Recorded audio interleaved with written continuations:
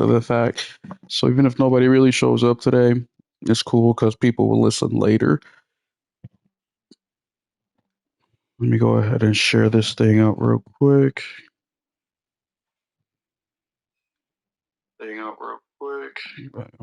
Well, we are live. Share. Oh, let me see.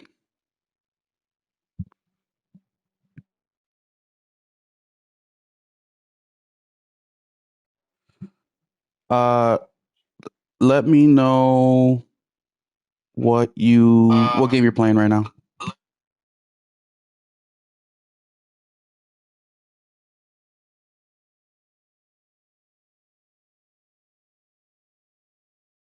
All right, yeah, you're not coming through. I think you have to go to.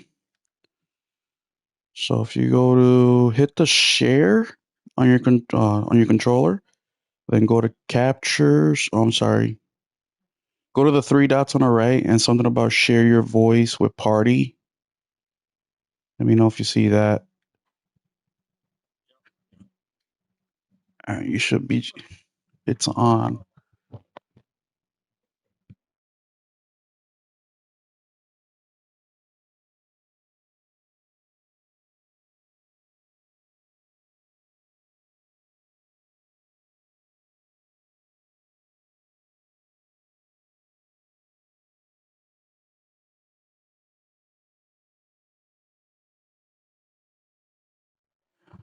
Oh, you're good. It's you won't even notice you're live. But yeah, we can't hear you, so you won't even notice you're live. I have to check some settings.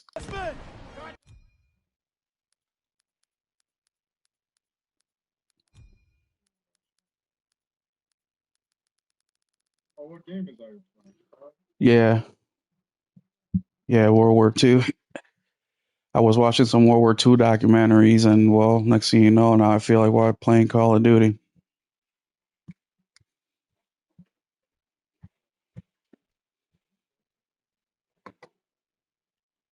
Yeah, you're not coming in.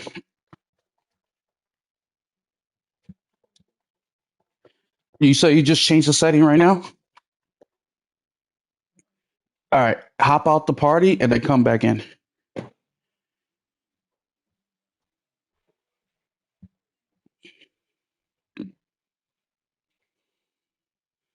Yo, what is up, Tariq? How you doing, bro? We are just getting our. Let's take a peek. No, it's not working. Damn, is this something on my end? Let me take a peek here. Technical difficulties is right. Let's see.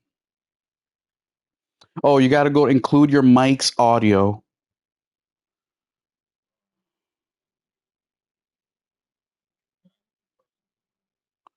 So the little ball should be on the right side. It is on. All right. Let me go ahead and shut this party down and create a new one, see if that fixes it.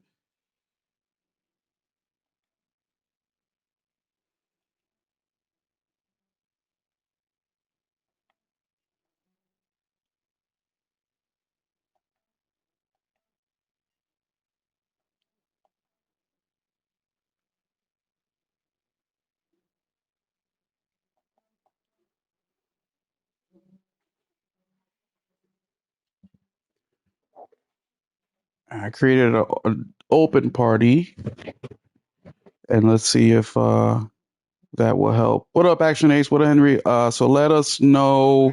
I don't know. Just say something.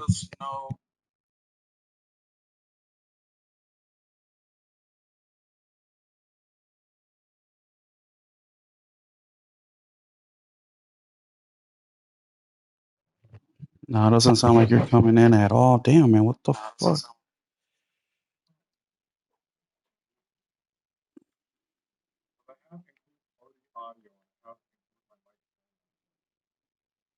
Hmm. I mean, I can hear you, but it's no good if nobody can hear you. Yeah, I'm just taking a look at the settings, see if there's any. Um,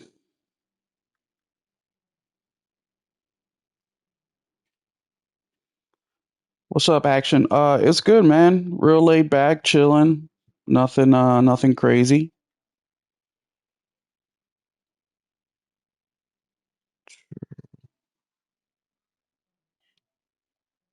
Yeah, you're showing up as what the fuck? Raise your volume up on your like. No, that wouldn't mean anything. Your volume's pretty good. It's right middle of the road for me.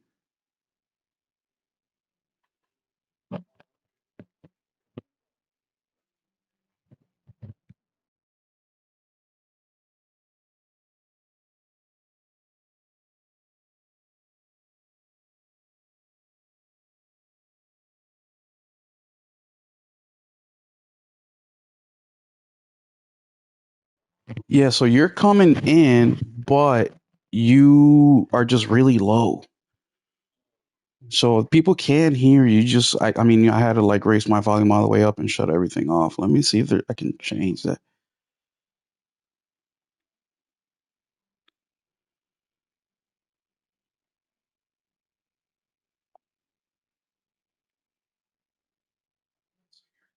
Let's see.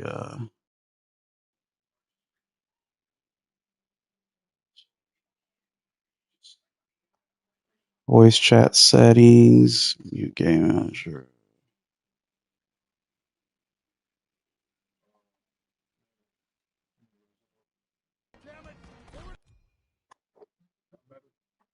We'll see.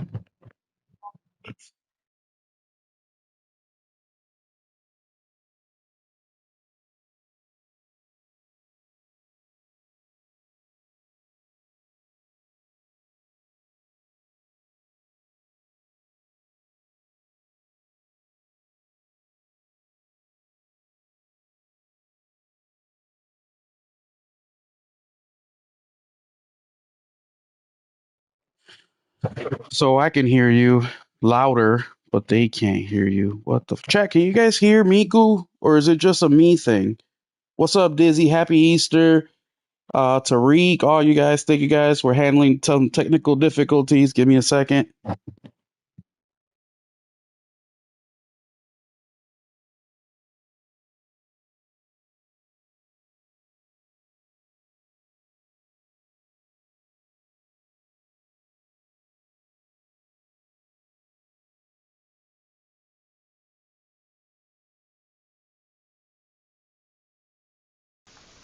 Oh, my bad. I figured it out. There. Oh shit, Miku figured it out. What was the issue?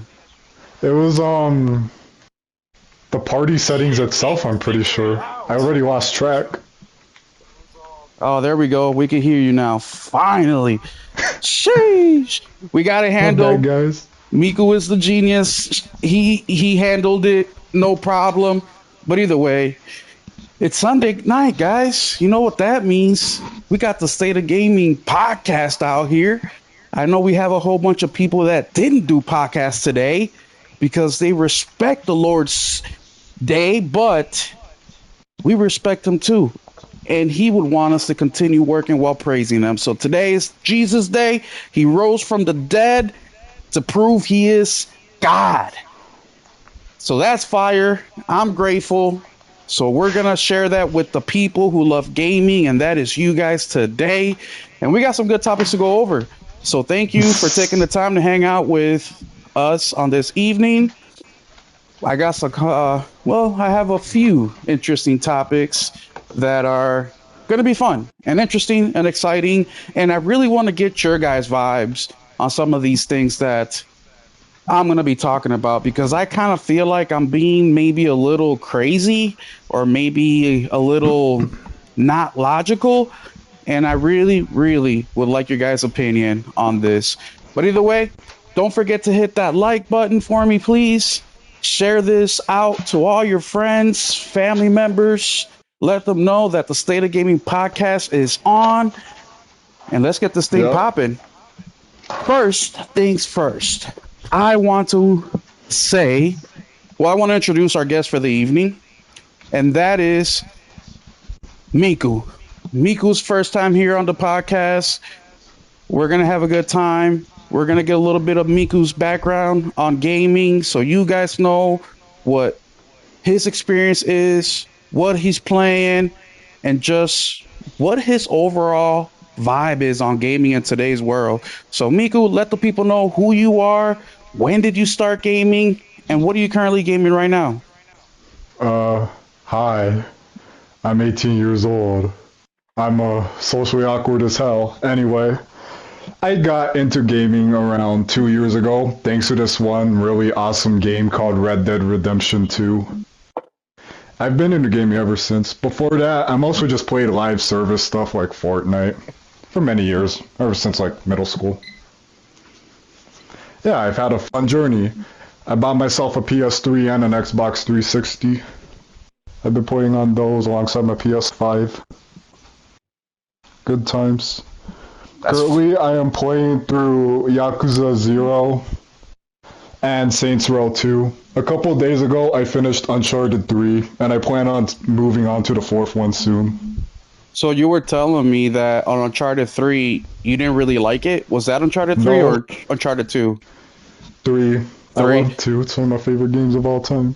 Now, do you know, were you able to pinpoint exactly why you didn't like Uncharted 3? Because the reason I'm asking is because a lot of people would put Uncharted 3 in like their number one, number two slots. So it's interesting to Oh, hear why wow. you didn't like it that much. I didn't really like it, primarily because I just didn't really vibe with the story. You know, Uncharted is a very story-heavy kind of series, and 3's story just didn't quite fit with me. I didn't know, I didn't understand what was going on. I forgot about what Marlowe and Talbot's intentions were around like halfway into the game. In Yeah. fact, I don't think the game ever says anything about them. They're just there to be villains. Okay. You know, I agree with you on that one. That's why I put Uncharted 3 in my third slot of the favorite games out of four. The only reason I put it in three is just it's got the more modern graphics, more modern gameplay. You have more options with the gameplay, unlike the first one, where it does start to feel a Yeah. little dated. I mean, it's still good. I can still play it, which I can. It's more that I can say about other games that are that age where I can't even like. I'm like, no, wait, is this too old? But Uncharted still works. But that's dope, man. And for you guys out there, if you didn't hear Miku, he's 18. So he's young, right? And this is Oh, great wait. because, I'm 19 now. My birthday was like a month ago. oh yeah, dude, I do that all the time. I turn, yeah, oh yeah, especially when it's that close. Well, he's 19, Fuck. but that's good because we're getting a completely different perspective. We normally have old farts in here, right? In their 30s, 40s, heck, even 50s. So having somebody Oh, like damn. Miku who's 19 is going to allow me to ask some cool questions that we normally can't ask. Now, when you look on my YouTube channel, as far as like the crowd or the type of people that we have, ages between 18 to 25 are actually the minority. So I think they are about 5 to 10% of the audience that listens to the channel. The majority of the audience is what is it, 28 to 45. So right there, that's a big bulk. And then of course we do have some late 50s, early 60 listeners in here as well, and we even have some 65 plus. So we have people from all over the world. We have people from all different age groups, all different sexes and religions and all that who tune into the channel. And I just think that's so fire. So let's get into it because I don't want to take up all of Miku's time. I don't want to take up all you guys' time on this Easter Sunday. But one of the first things that I want to bring up is to take advantage of Miku being here is Fortnite because we've been getting a lot of information from Epic in the last few weeks, right? They had that big layoff where they laid off like 1,000 plus people. We also saw that they're My raising God. their pricing on their V Bucks, and then now we just got a couple skins from them. And what did you call them, Miku? What? Brain rot. Brain rot skins. So there is a skin that is a ballerina with a cappuccino on his head, and the other one is a baseball bat. with eyes and arms holding another baseball bat, right? So you're looking at these skins and you're like, oh, this shit's fucking ridiculous. But we're not the only one saying that. A lot of the Fortnite gaming audience out there is also saying the same shit. How this is ridiculous. This is brain rot. What is Fortnite doing? But at the same time, it became a top seller. Miku, how can it be that even the Fortnite gamer is out there talking shit about this skin, but yet it still becomes a top seller for Epic? Why do you think that is? It's because of the younger audience primarily. A lot of these kids nowadays, they like to focus on these multiplayer, multi-platform, as in like it's more than just one genre type of games like Roblox and Fortnite. So yeah, it attracts that audience, and they're the ones who are buying up those skins. It's Where not the older audience. where are they getting the money from? So for example, like you're 19, you started gaming 2 years ago, so you were what, 16, 17 years old or so? Yeah. Have you always bought your own skins or V-Bucks, or did you ask your parents for money? Primarily ask my parents. So Your what pa- I mean by gaming is mostly just playing single player stuff. That's what I started 2 years ago. I've been gaming for a long time. yeah. Should have Okay. specified. Okay. So you were playing live service stuff, but the single player stuff just came in recently. Yeah. Should Wow, have made that is that clear. so My bad. interesting because so you're 19, you start off gaming with live service, but then you didn't transition to the single player stuff until recently. So you've been gaming since you were a little kid. So whenever you wanted something from your parent, you just ask your parents, right? Yep. Now, let me ask you because I'm guessing your parents are either around my age or even well, a little bit older than me.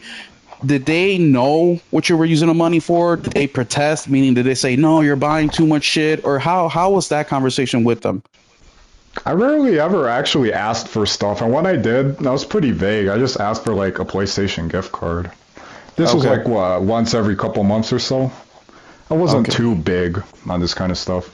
So you, as a gamer who played live service games and Fortnite, when you saw a skin that you said, you know what, I think I'm gonna ask my parents for some money to buy this. Like, what was it about it that made you want to do that? Was it the way it looked? Was it the rarity of it? Was it because your friends were happy? Like, what was it? It was all of those factors. I didn't really care for like the rarer stuff till later down the line. I mostly just bought whatever looked cool to me, or wanted whatever looked cool to me, for a better word. Yeah. See, I'm a parent, and my son, he just turned 10, and he asks me for money all the time. Not for Fortnite, but for he's a really big fan of VR games, so they're always selling battle passes and skins and Oh, shit like nice. that. And he's always asking me for some money, like Oh five my bucks, god. $10. So I say no a lot of the times, but I do say yes every once in a while. And it's crazy because my son also basically started with live service games as well. And he Hmm. really does not like playing the single player stuff. So he Oh started boy. playing Titanfall 2 a couple years ago. He really loves it, but what he really likes about that game is the multiplayer side of it, not the single player stuff. So Yep. what's interesting is we get together. He tells me about the multiplayer side of the game, and I'll tell him about the single player side of the game. So like he knows all about BT and how he sacrifices himself at the end and all that, and then he'll teach me some gameplay mechanics that you see on the multiplayer side of it, and that's how I actually learn about it. So that's super interesting. Now, continuing with the Epic stuff because we've seen them raise prices. We've seen them lay off all these customers. We've seen them now show us that they can come out with basically a bullshit skin and still sell out. Do you think Fortnite still has longevity left in it, Miku, or do you think that they're coming close to like, being in trouble and just, like the end of the road type of, thing for them? Where do you think they're at right now currently? I think they somewhat have a chance. It's uncertain what I think, because even this kind of news fucking shocked me. I thought Epic Games was indestructible, man. I didn't think this would happen. Hmm. Yet here it is. It's hard to tell, really, in the end. Yeah. The what is up, Sherry? How are you? Henry Heck, what's up? Sherry Swiss says, I have been gaming since 1999, and I swear to God, I am finished with fucking gaming in 2026. For God, I hate it all. I kind of have that feeling, Sherry, and we're going to get into that in a little bit because that's going to be one of my crash outs or rants. Oh Because boy. there's a lot of shit going on in gaming right now from gamers in specific that's just really pissing me off. And also these developers, too. Nelson said, Lucas saving for college. He said, well, great. Hey, make sure he gets a good education that he can actually use, not some bullshit education that he can't. But either way, yeah, I don't know where Fortnite is right now as far as how much life they have left. But even the Call of Duty players, who a lot of people thought for many, many years they would never change their ways, and with Black Ops 6, we saw them kind of changed their tune a little bit, right? A lot of them didn't buy the game, or not a lot of them, but some didn't buy the game. Some stopped playing, not just Battlefield 6, but they're even not playing Warzone, or they're not really playing zombies, or not as engaged with the games anymore. And we see the numbers reflect all that. So, do you think the last question I ask you about this whole situation, Miku, is do you think there is a time where Fortnite players will start to behave like the Call of Duty players, where they're like, you know what, fuck this shit, I'm done with it. Like, I don't see it changing for the better. I'm just done with this game. Do you see that happening, or is this a situation where kids will be kids? The only time they'll stop playing is when they get older and they start playing single player games, or they move on to something else. What do you think? Yeah, I think that's about it. The second thing you said about them growing up, because that was me. I started out for many years playing Fortnite. In fact, I started back in middle school, back in 2018. Yeah. Well, and it took you what? How long? A decade? Almost that, in fact. So the game that got me out of live service stuff was Red Dead Redemption 2. I got that for Black Friday in 2023, which means, yeah, around that time, Yeah. 5 years or so. I Mm-hmm. can't count. 23, that's 4 or going on 4 years, 3 years. It's 3 years going on four Yeah, from then. Yeah. Damn, that's 2018, crazy. 2023. Wait, 18, 19, 21, 2, 3, 4, 5, 6. That's 8 years ago. Shit. Yeah, man. Time Time fucking flies. flies. Holy shit. Yeah. So that's interesting. So yeah, I think I agree with Miko. I think that kids will be just kids playing Fortnite. They'll play the slop until they get older and they realize, hey, there's better food out there. There's better games out there. There's better, you're ignorant until you're not. And I think that's the Yep. situation with Fortnite.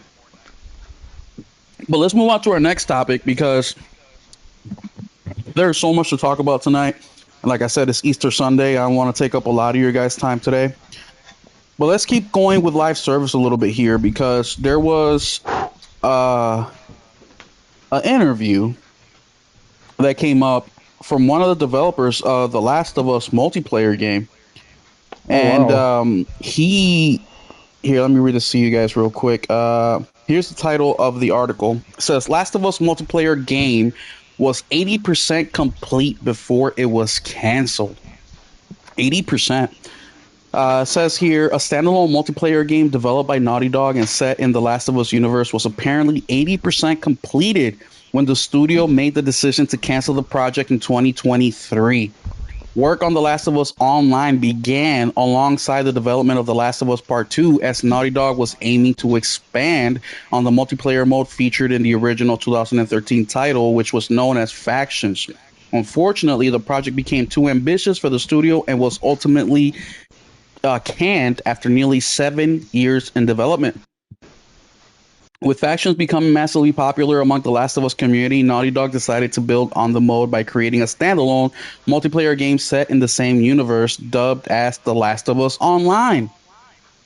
So, this is coming from the Lance E. Lee podcast, where a former Naughty Dog employee, Vinit Agarwal, said The Last of Us Online was very, very close to done. He specified that it was 80% completion and that he worked on the project for nearly 7 years between 2016 and its cancellation in 2023.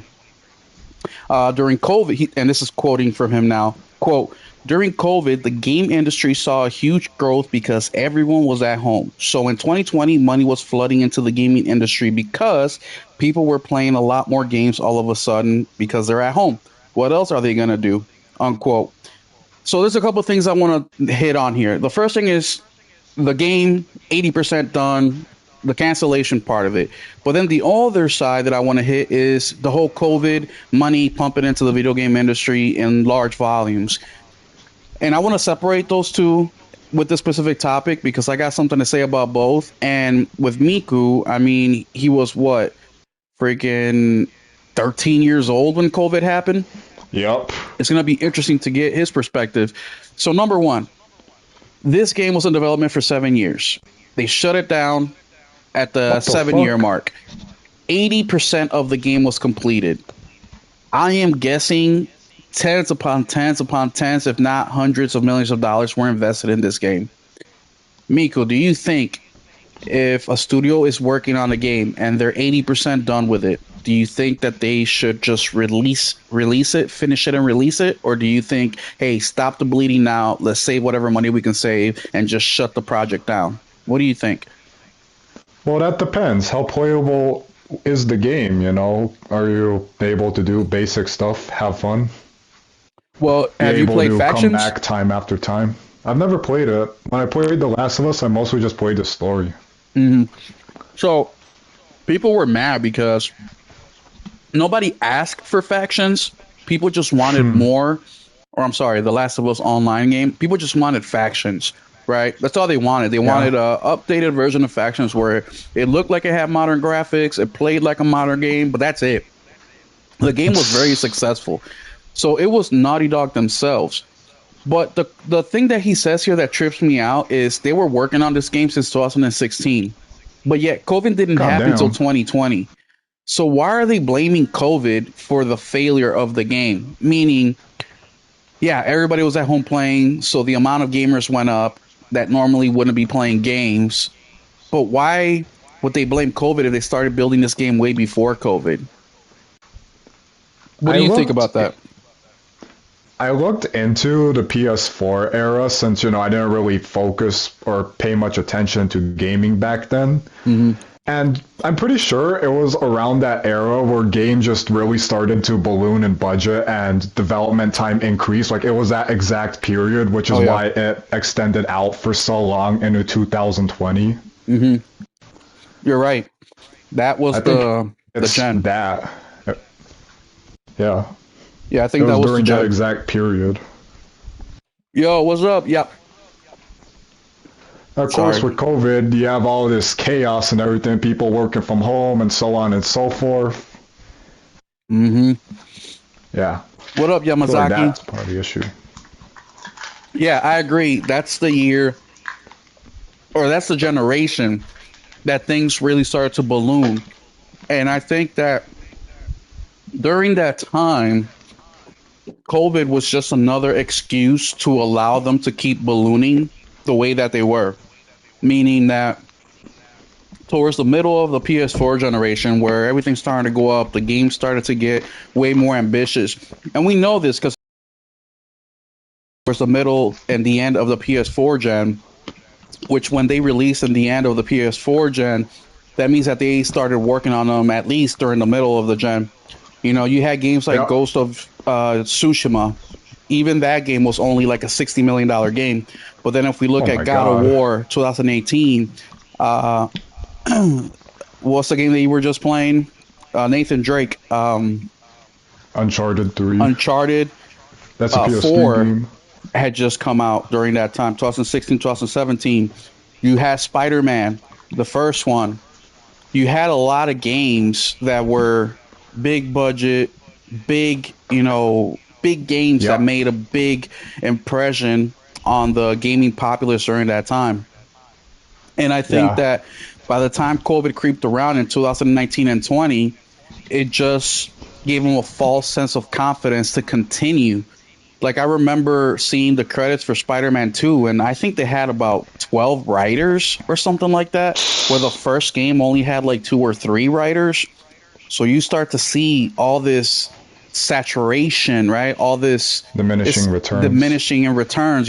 You're ballooning these fucking productions so damn high that in order to break even, just to break even, you got to sell millions and millions and millions of copies. But the thing I didn't like about what he said in that little interview is how they kind of want to blame COVID and saying, well, the amount of players.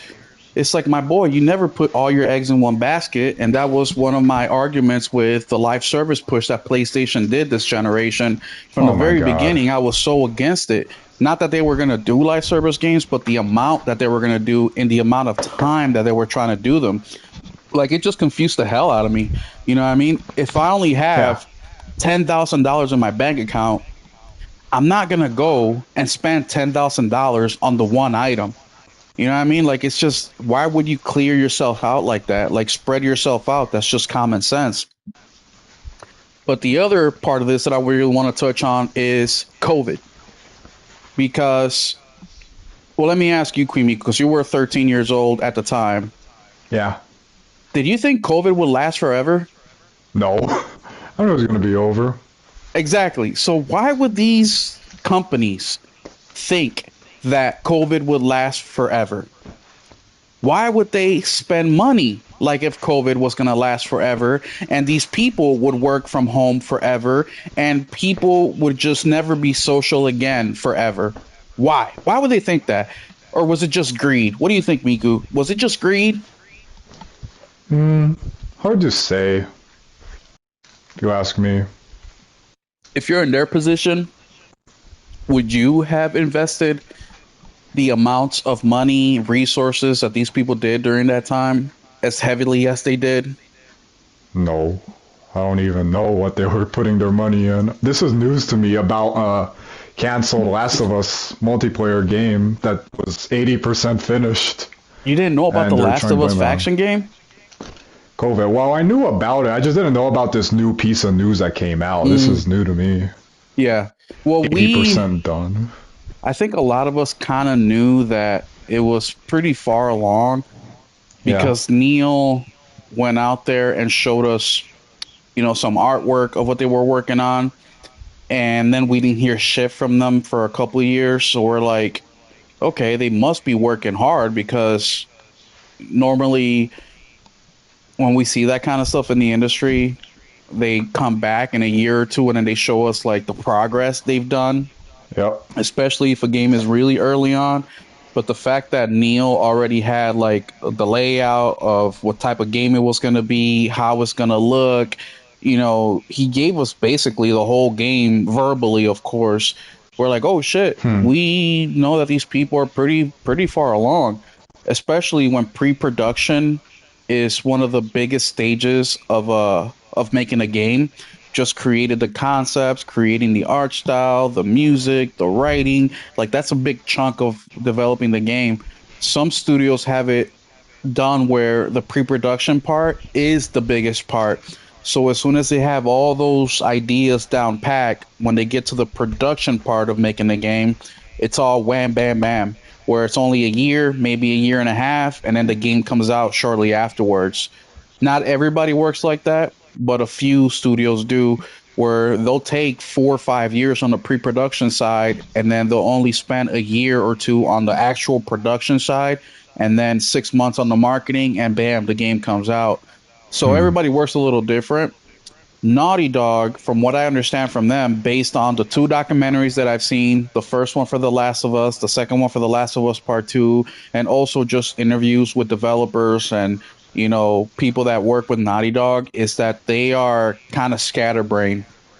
They restart a lot where they'll start working on something and they'll scrap the whole thing, Oh or my god. Neil will make people rewrite shit all over again. So they do that a ton. And look, that's how they work, but we definitely see the results of that where they only put out one game per generation. Right now, it tends to be a banger of a game, but still, it's one game per generation. But it wasn't just Naughty Dog who made that mistake. It was a lot of people or a lot of studios who also made that decision where they're like, live service is the way to go, or let's pump these games up because obviously we have double the amount of people that are playing them now during COVID. And we're now starting to see the fallout out of all of that. Um, what do you think right now? Do you think these gaming companies are starting to finally learn that, hey, we need to really streamline ourselves? We really need to stop, making games that cost $200-300 million. We really got to balance things out more where we can't just focus on live service. We really got to do a combination of a little bit. Do you think that these companies have learned anything from that, or do you think they're still going strong like if COVID never happened? It's hard to say. I don't really keep up much with the modern gaming world. Though what I do think is, yeah, it's ridiculous that all of these games cost like $300 now. 300 million, of course. Silly Yeah, me. yeah. Yeah, it's I going think to it's be weird very to think that. interesting because I mean, just in the this year alone, there's been like 3 or 4 million layoffs in My tech, God. not just in video games, but in tech, which you can put video games in the tech part of Yep. the work. And there's already been a couple million unemployed or layoffs, My and I don't goodness. think it's gonna get any better in the near future. Heck, that's why we hear all this conversation about AI, right? People just keep, Yeah. or the developers keep talking about AI and how it can help and how it can streamline things. And I think as we start to get a little bit further along, AI is going to be more involved, where less people will be involved, and maybe that will change cost. But at the same time, we talked about this last week with the PS6 and the PS5 Pro and PlayStation's new pricing, where a game costs $70 right now. Let's say a $200 million game costs $70 right now, right? Yeah. Let's say they fire, I don't know, 60% of the workforce because AI is able to do those jobs. And instead of costing them $200 million to make that game, it now costs them $50 million. Do you think these studios are not going to charge you $70 for that game anymore? Now they're going to be like, you know what, guys? It used to cost us 200 million. Now it only costs us 50 million because we use AI. We're not going to charge you 70 anymore. Now we're going to charge you 40. Do you think that's a possibility in the future, Miku? Nope. I think they're just gonna continue on with these stupid prices. Yeah, yeah, I think so as You well. can't exactly trust these guys. No, They want to absolutely not. maximize profits. Hey, and in all these layoffs, the majority of the companies weren't even losing money. They were still Yep. profitable. They were still better than the previous year. So they're laying people off, and it's not even because they need to. It's just because they want to Just keep making greed. more money. Yeah, just greed. But we've been seeing, and that's going to be the next part of the conversation is how many people are going to be upgrading to the PS6? How many people are going to continue with the current console generation? And how many people are going to go back to retro? Now, Miku, you're still fairly new to the single player side of gaming, even though you've been gaming for about a decade, a little bit over a Yep. decade. You're a college student, so things are a little bit more expensive. Well, they're a lot more expensive now, but you're still in education, so you're not even in a career where you can actually make adult money yet. So you basically just get what you can get when you can get it. If the PS6 dropped tomorrow and it costed $700. You know what? Let's take it to a regular price. Let's say it costs 500, and this is of course not going to happen. But let's just to give you guys the example, so you guys can see where I'm going with this. If it costs $500, would you be interested in buying it at that price? And if you are interested, how long would it take you for you to buy it? Meaning, can you go buy it day one, or do you have to save up money and buy it later? Me personally, literally came out tomorrow. I don't think I'd care very much because when the PS5 came out, I still held out on my PS4 for like 2 years. In fact, the only reason why I even upgraded to a PS5 back then was because of the extended storage, since my PS4 was only like 500 gigabytes, while my PS5 is 825. Interesting. So it took you 2 years So yeah, before. And what did it for you? What made you say, I want to get that PS5 now? the storage, like I said, Oh, my the PS4 storage. just didn't have much storage on it, and I was holding all these games on it I wanted to play.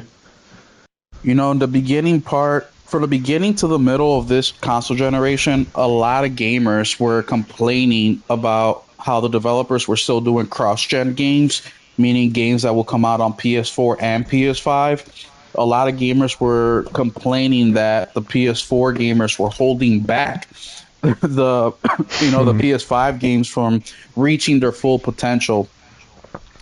And if they were mad about the PS4 to PS5, imagine the PS5 to PS6. Do you think it's going to be way worse this time around?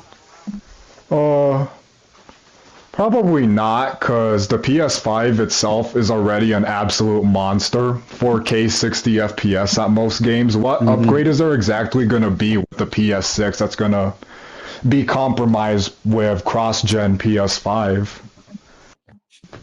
Well, isn't that a conversation that we have? Well, maybe not, but chat, let me know. When you played on your PS2, your PS3, Xbox 360, your PS4, did you tell yourself, holy shit, gaming is as good as it can get right now? Like, I don't need the next console generation. I'm good right where I'm at. Did you tell yourself that? Or were you excited for the next console generation? Let me know in the Well, chat. back then, I'm going to say a little something for them. Back then, you had actual technological jumps. You couldn't release a PS. I'm losing my words here, sorry.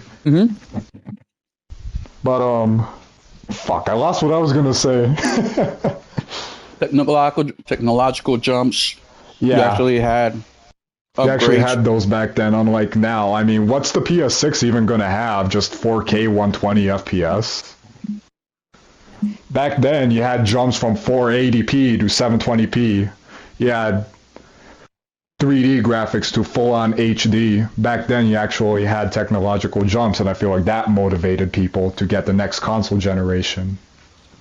Well, I was watching an interview, or not an interview, but a podcast a while ago, like 6 months ago, and it was two older gamers like me in their 30s or late 30s, early 40s, and they said that they had no interest for the new console generation because they have such huge libraries of games that they can get, right?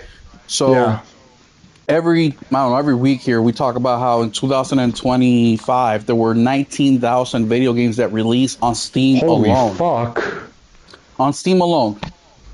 I just got a Super Nintendo. For those of you guys out there who didn't watch my video yesterday, go check it out. Shout out to Henry Heck, who gifted me a Super Nintendo. The Super Nintendo had 700 games total that dropped that generation. 700. That's it. That's all the games that came out for the Super Nintendo were 700 games. The N64, I think it was like 200 or 300 games. That's it. Did the N64 really have that much? I thought it was only like 80 something, because you had a 64 megabyte cartridge that held back a lot of developers from wanting to make games for it. That surprises me. It's a lot more than I thought. Yeah. Yeah, I'm pretty sure it's like 200 and something. 250 or something like that. I think. I could be wrong. But the point is that that's not a lot.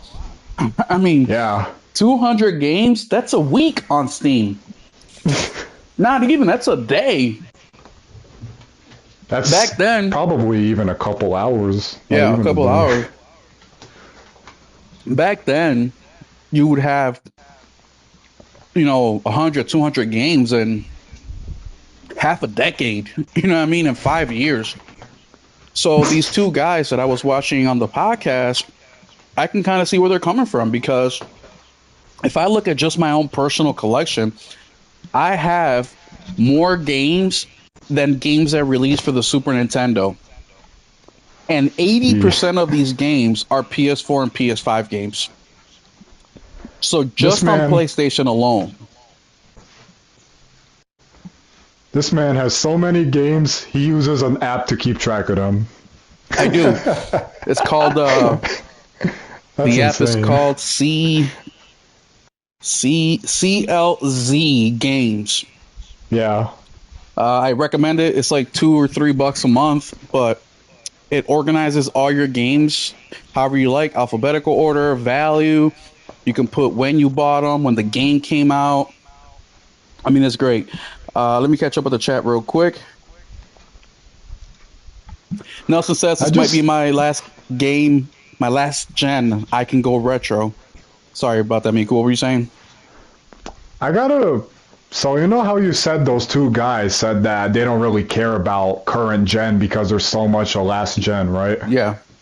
As someone who's just getting into the gaming world, I feel the exact same way. I Hmm. have so many games to look at, and I just don't really pay attention much to the new stuff. I can't even recall a single game from last year that I really wanted. Maybe Ghost of Yotei, that's about it. Because there's so many other games from the past couple generations that I've really wanted to play. Yeah. Well, that's what I was saying. It's like me alone, I have over 700 games, right? So when Yeah. we look at the games that I want to play or the games that, like, why do I need a PS6? Is what I'm trying to Yep. get with this conversation. Right, especially, and I gave you the example of $500, and you said no because I got games to play. But imagine if now you're looking at $700, $800, nine hundred Well, dollars. that's How many literally people? happening right now. Yeah, My literally with the bad. Pro. Oh, you're good. Let me continue here with the chat. Happy Easter, Yamazaki. Thank you, man. There is a reason if you like poker, you don't take your whole paycheck to the casino. You take the amount you can afford to lose, and it not affect you when they all in with their paycheck. Exactly. And Nelson's regarding to the whole COVID conversation we were having, uh, where you just don't put all your eggs in a basket. You Yep. you have a little bit of variance there. Tariq said, and what they didn't understand is majority of players' gaming attention span is very short. That's another truth right there. I feel like the younger you go, the shorter the attention span is. And even people my age have short attention spans because we were there before the internet became mainstream. After, heck, my generation were the one creating memes, creating TikToks, or what was it called before TikTok? Musically. Fine. Vine. We were making vines, 30-second clips, 1 minute clips. You know what I mean? Even now when we're doom scrolling, if it doesn't catch our attention within 5 seconds, we scroll to the next video, right? Oh So my god. absolutely, there's a It's so relatable to hear that. Holy fuck. absolutely, dude, it's a real thing. Dizzy says I'll be staying on this gen until I make a decision which way to go in the future. I'll be going the Yeah. cheapest route and sticking with one platform. Won't be buying any others. Then he says I'm not spending 2,000 plus on two consoles. That's fucking insane. What up, Yeah. hero? Yeah, Nope, that's not for you to play with. I Sorry, it's my cat. agree. No, you're good. I agree with Dizzy. I think that I'm gonna be going to the platform that has the most games available for it. That's number one. That's my number one thing. Whatever platform that has the most available games is where I'll be going. That's not PC. I just don't like PC. So right Yeah. now, that's PlayStation. But that can change. Next console gen could be Nintendo, right? Nintendo's opening up their third party offerings a lot this generation. Who knows? I doubt it because it's Nintendo, but who knows? Xbox with their quote unquote Helix. We'll see what they do there. But every console generation, I just don't decide PlayStation because I'm a fan of PlayStation. I always give every console manufacturer the opportunity to sell me, to show me why I should buy their product. It's not an instant. For 2020, it was the same thing. I was actually almost interested in buying the Xbox day one, the Oh first time wow. ever. But then I started to see Halo and how that shit looked unfinished. It's fine. I just not a big racing guy, so then yeah, I'll play it, but it's not like something I'm dying to play. And then when I look at other things, it's like, okay, I don't really have much there. Then PlayStation shows me Miles Morales, they show me Horizon, God of War, they start to show a lot more shit, and I'm like, okay, I like the games, I like what the PS5 is doing, I like that DualSense and all the features that thing has. I like the fact that I can stream with the PS5. They're making it very simple. Hell, to this day, right now, I'm using that feature on my PlayStation 5, which is amazing. And I even got somebody from somewhere across the world here with me. That's amazing. So things like that got me to jump in. Miku, what were some of the things about PlayStation that got you to jump in and buy them instead of Xbox, for an example? Well, it was honestly just because it was a surprise gift from my parents to get a PlayStation 4 back then. I grew up on an Xbox 360 and a Wii because that was what every other kid had around. I honestly didn't use my 360 that much, but when the PS4 came around, I loved that thing. So it was because your parents decided it for you. Yeah, But are you enjoying it now? Are you glad that that's what you got? yep, because while PlayStation is the single player platform, it's not online oriented like Xbox. Yeah. And by the way, Miku is a subscriber to the channel, so he watches the Will It Play with No Internet. He is informed on if games are on the disc, they're not. Do you need internet, digital stuff? Just like a lot of you guys are as well, and that is important because right now we're all having this discussion. And sorry, here I'm sorry that you're sick, bro. I hope you get better, man.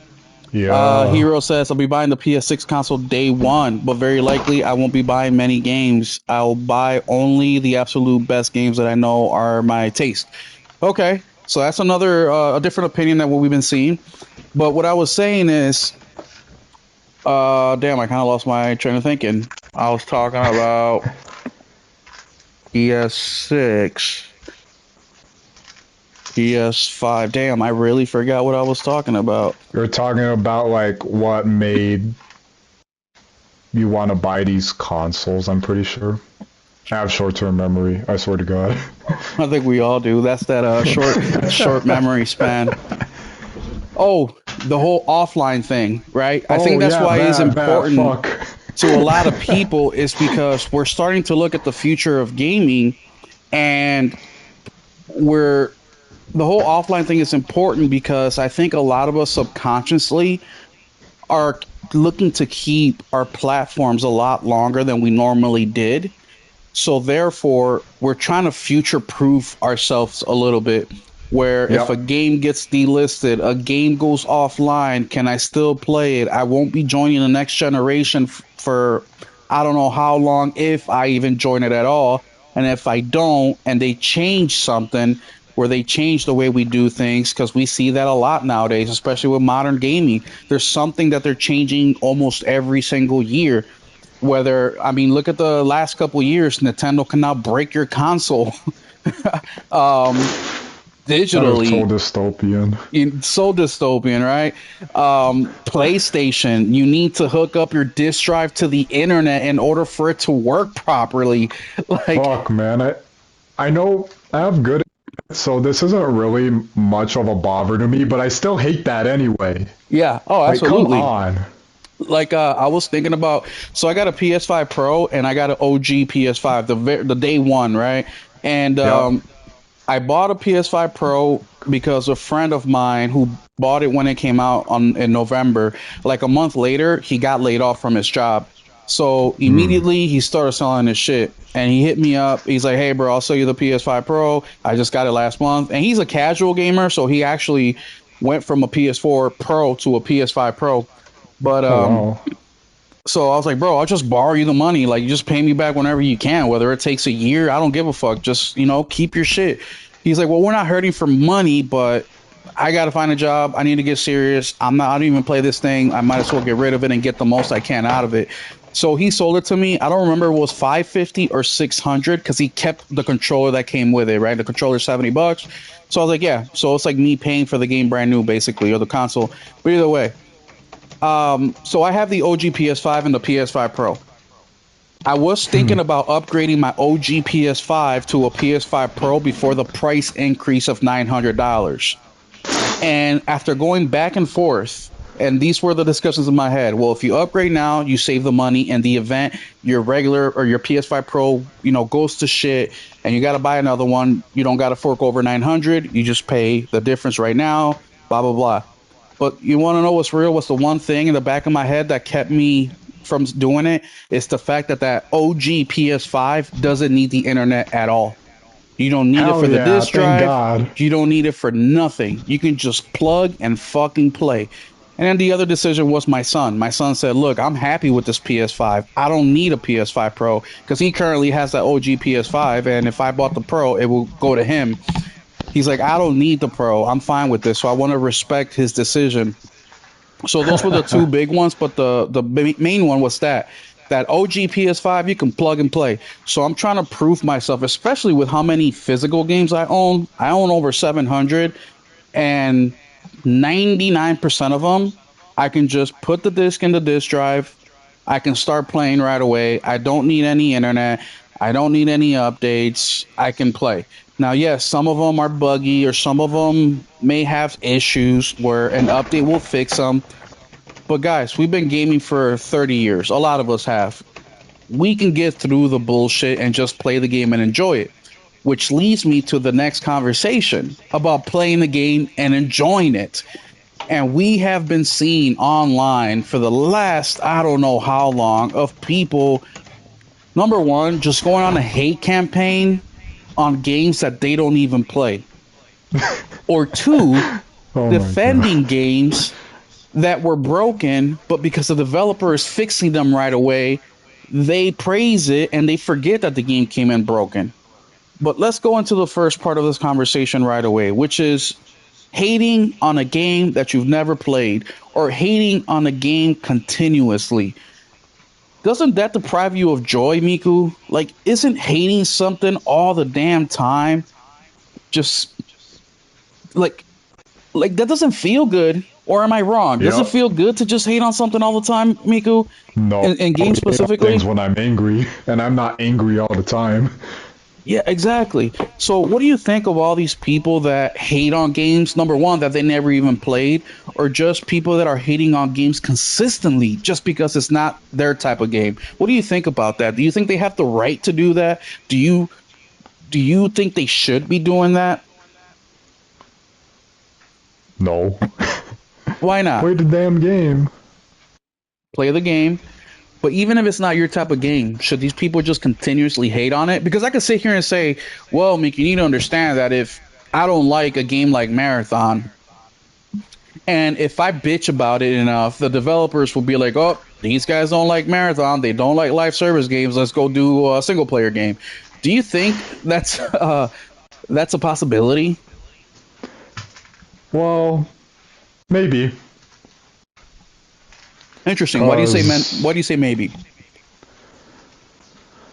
well, the thing is with Marathon, it's Bungie we're talking here. They're mostly live service stuff, but let's say some other developer, like the guys who made the Arkham games, they decided to put out a live service game, Suicide Squad. Everyone Hmm. hated that. Now they're going to do another Arkham Batman styled game that's single player. I think Yeah. it works. You can hate on something enough. Poor reception, anger over a game to the point where the developers say, fine, we'll go back to what you want. Hmm.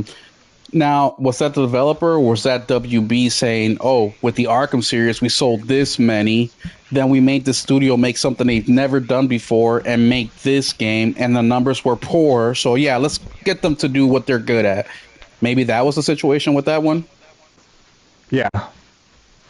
But also at the same time, no, it's Warner Bros. Are greedy as hell. That's true. So it's hard to tell. That's true.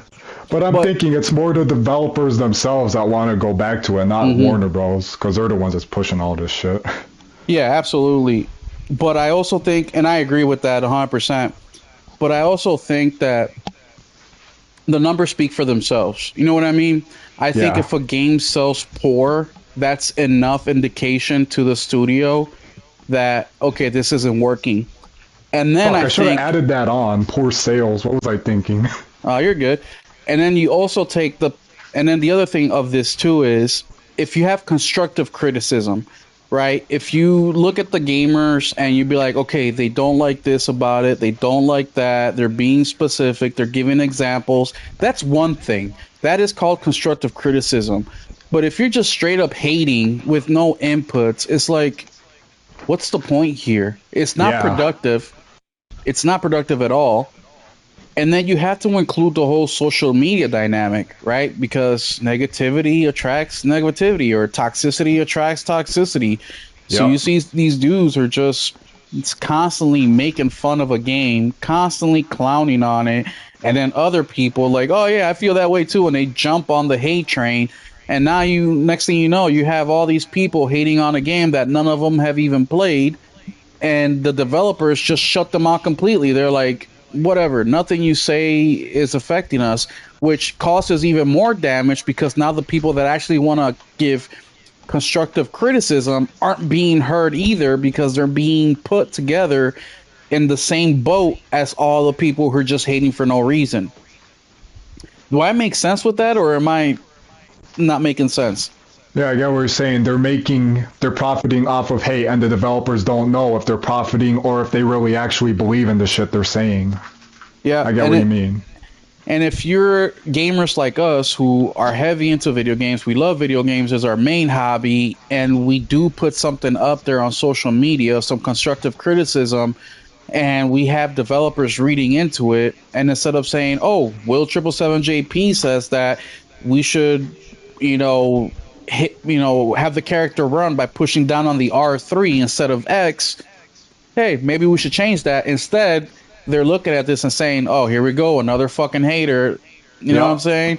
So it does cause damage more than just the developer shutting you out. It's also affecting the gamers around you who may actually care about the game.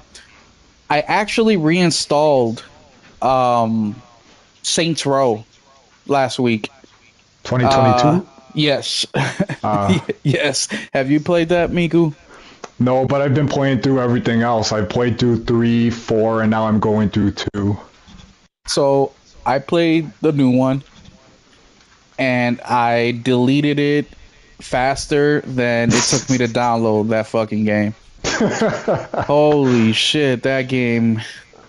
Look, man, I like to give games a chance. Hey, hell, I gave High Guard a chance. I gave Marathon a chance. I actually ended up liking Marathon. I got close to 80 hours on Marathon. But I will, hey, Lord of the Rings, Gollum. I gave that game a chance. I even beat that damn game. I am willing to give any game, Mind's Eye. That's another one. I just started replaying that last week. I'm halfway done with it again. I already got the platinum. I actually think the game is okay. Once again, okay doesn't mean that it's awesome. It just means that it's an okay game. It's a 6 out of 10. Okay, in my opinion, Mind's Eye is a 6 out of 10. But we're gonna get into Mind's Eye in a little bit as well because it's gonna lead into developers and all that hating and all that. But I am willing to give almost any game an opportunity. And I mentioned Gollum. I mentioned Mind's Eye. Saints Row, though, oh my goodness. I don't know if my problem with Saints Row is that I picked up where I left off a couple of years ago. And maybe I should have started a fresh save because there was a little bit of, I'm confused. I don't know what's happening here because it's been so long. With a combination of, wow, this sucks. The writing sucks. These characters suck. Even the gameplay kind of sucks. So I don't know if I would have felt a little bit different if I started over again. But either way, that game was terrible. But if we go back to the very beginning of when that game came out, a lot of the hate came because it was a woke game. We did see some hate because of the gameplay mechanics kind of suck, but the main emphasis of the hate for that game was that it was woke. And whether it's true or not is completely irrelevant right now because I think that people focusing on the game being woke really stopped the developers from being able to see the actual criticisms for the game and making the changes to make it better. Hell, Crimson Desert is another one that just came out a couple of weeks ago. That game has been or not anymore. Now, if you look at Twitter, you would think that this game came out in a perfect fucking state the way that people are talking about this game, which I'm going to go on a quick rant on because it is blowing my mind. Now, I'm not saying you cannot enjoy Crimson Desert. As a matter of fact, I have said that the game is beautiful. And I have said that the open world is incredible. It's amazing. We haven't seen something like this in a long, long time. It reminds me of a lot of like Grand Theft Auto and all the things you can do in an open world. But what the problem with the game is that the game came out buggy and broken and it didn't run well. People were making complete YouTube videos on just how to change the settings to make the game run well. Let that sink in. There's YouTube videos, I'm telling you, you have to turn 120 hertz off. You have to keep it at 60 hertz, even though your TV's at 120, so the game runs well. And then you have to turn this off. You got to turn this on. Then you got to fucking pick your nose 3 times and eat your booger so the game runs well. We have videos out there. But then I see a post by IGN. And look, I don't want to sit here and act like IGN isn't a piece of shit because they are. But check this post out. This is their post. They say, Pearl Abyss, which by the way is a developer of Crimson Desert, they say, Pearl Abyss has already made significant, meaningful changes to Crimson Desert following a rocky launch, but patches can't fix the game's biggest problem. Hey, what up, Talgeezy? And the game's biggest problem is the story, that there is no story. And check this out. There is a reader added context. They put a community note on this post, and the community note reads, "This is clickbait. The game did not release with any game-breaking bugs, and users have not reported any game-breaking bugs. Most reviews have been favorable." What the fuck are you talking about? Average Twitter user moment. I literally posted a fucking post of me turning the map on, and the fucking thing crashed my PlayStation 5 Pro. Holy fuck. I literally had to delete the cookies in my fucking PlayStation to get that motherfucker to work again. And you're telling me this is a fucking community note? Get the fucking dick out of your mouth, you fucking pussies. I had to crash out because I feel like I'm in the Twilight Zone. And let's read the fucking comments. Let's read the comments. Sure. And I'm going to read their fucking name as well. We have Get Wet Sports. It's you, IGN. You're this game's biggest problems, you clowns. Comment number 2 from Diggly Dude. The biggest problem this game has is that it's not your woke DEI bullshit that your critics love.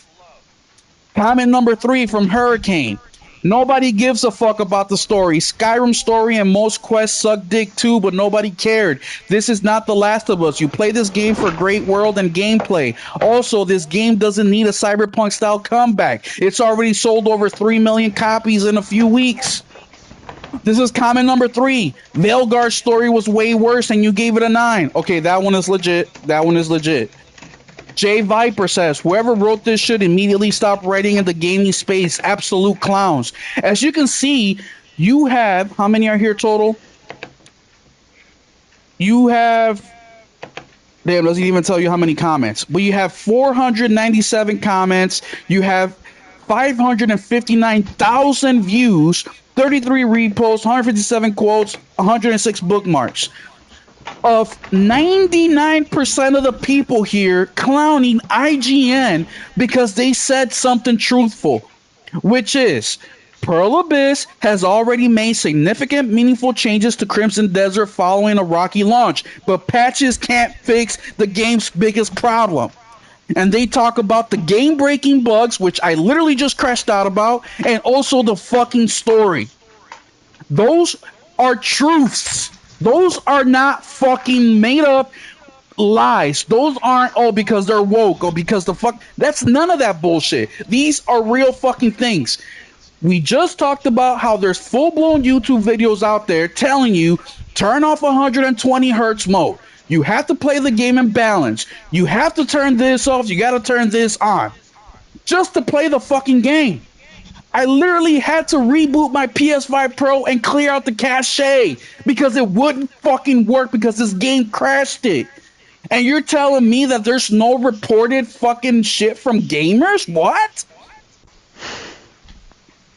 This is crazy. Insane. And guess what? You can say, Will, you're making this shit up, even though there's hundreds and thousands of YouTube videos out there. But let's look at Crimson Desert official account tweets. They themselves have said how they're disappointed that the controls are clunky. They themselves are disappointed that they released the game in this state. They themselves admitted how they focused on gameplay because that is what the studio is good at.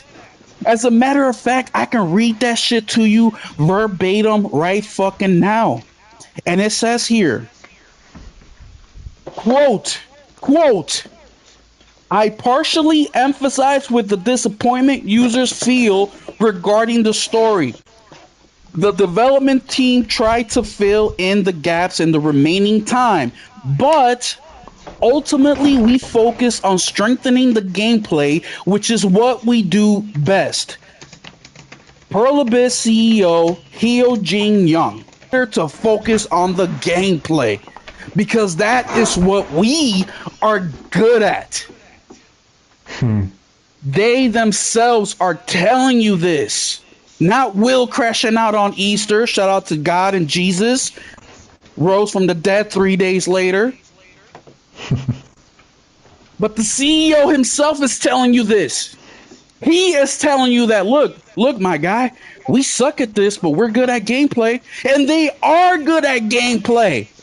The game is gorgeous. The gameplay is phenomenal. The open world, all the things you can do in it is amazing. We haven't seen something like this in I don't know how long. But for you to fucking tell me that this game was not a buggy, broken fucking mess when it came out, which is a big problem here, guys. This is a big fucking problem. Because these fixes... Look, Crimson Desert came out March 19th, 2026. Today is April 6th.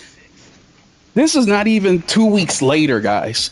And the game is running how it should have been on day one. But what's happening here is these guys think that developers are geniuses and they came up with a fix overnight and now the game runs well. No, you fucking dumbass. They said, fuck you, the gamer. They get what they get. We'll fix it when we can, but we need that $70 today. We can delay the game for 2 more weeks and have the game come out in the proper condition, but no, we want our $70 right fucking now. We'll fix it later. Sure. Normally, the internet attacks this. Normally, the internet says, I work hard for my money. They need to earn my money. But yet for Crimson Desert, you fucking pull your pants down, you bend over, and you say, give it to me harder, daddy. And I'm going to pay you 70 for doing it. That's enough of me crashing out. What do you think about that, Miku? About, what? You had a lot to say there, man. About the defending of Crimson Desert, even though that the game came out broken and acting like it came out perfect. We need to go back to giving developers shit for releasing broken games. We actually need to go back to that. Do you think it's because it's a game they like? Because yeah, they want to act like they want to believe they got their money's worth because, $70, that's not chump change. Yeah. But on the flip side of this, we have Marathon. And look, I got 80 hours into Marathon. And every few days, Marathon is updating something because a community member said, hey, we need to change this. Hey, we need to add this. And the Marathon devs go right in there. They change the shit right away. And everybody's happy. Hey, we saw a bug over here. 2 hours later, they fix it. The team lead or the director of the game will come out and make a post and saying, hey guys, we fixed the issue. This is what else we're working on. It should be out by next week. Oh, you guys want duos? Okay, we're going to put duos out there. Just know that this is experimental, but we're going to watch you guys play duos and see how it works out. Hey guys, thank you for playing duos. Now we're going to give you duos on the other map. Same thing, it's experimental. Keep working how you work. We'll be back. A week later, same thing. Hey, we're moving duos to the third map. We're getting the information we need. We're making changes as we go. They're working just as fast, if not faster, than Crimson Desert is. And not just that, Crimson Desert heard these complaints 6 months ago. They've been working on these fucking changes for months. It's just they're now finishing up because the game already released. It was supposed to come out when the game released, but because of timing, it didn't come out. But the Marathon team is working actively to change the shit then and there. Why isn't the Marathon team getting any fucking praise for that? Because they don't like the game. So they keep saying they're losing gamers. The game is gonna close. I give it a week. I give it a month. I give it 6 months. It's gonna shut down. All the typical fucking hate. But when it comes to an actual game that is having the same fucking issues, nobody says a fucking word. The hypocrisy in this. The hypocrisy in this. I see what you mean now. God damn. Yeah, no, it's ridiculous, man. Yeah. It is ridiculous. It's sad because I really, I'm on the consumer side. I'm on the customer side Yeah. because we are all customers, and I want you guys to, or us, to get respected, right? We do work hard for Yeah. our money.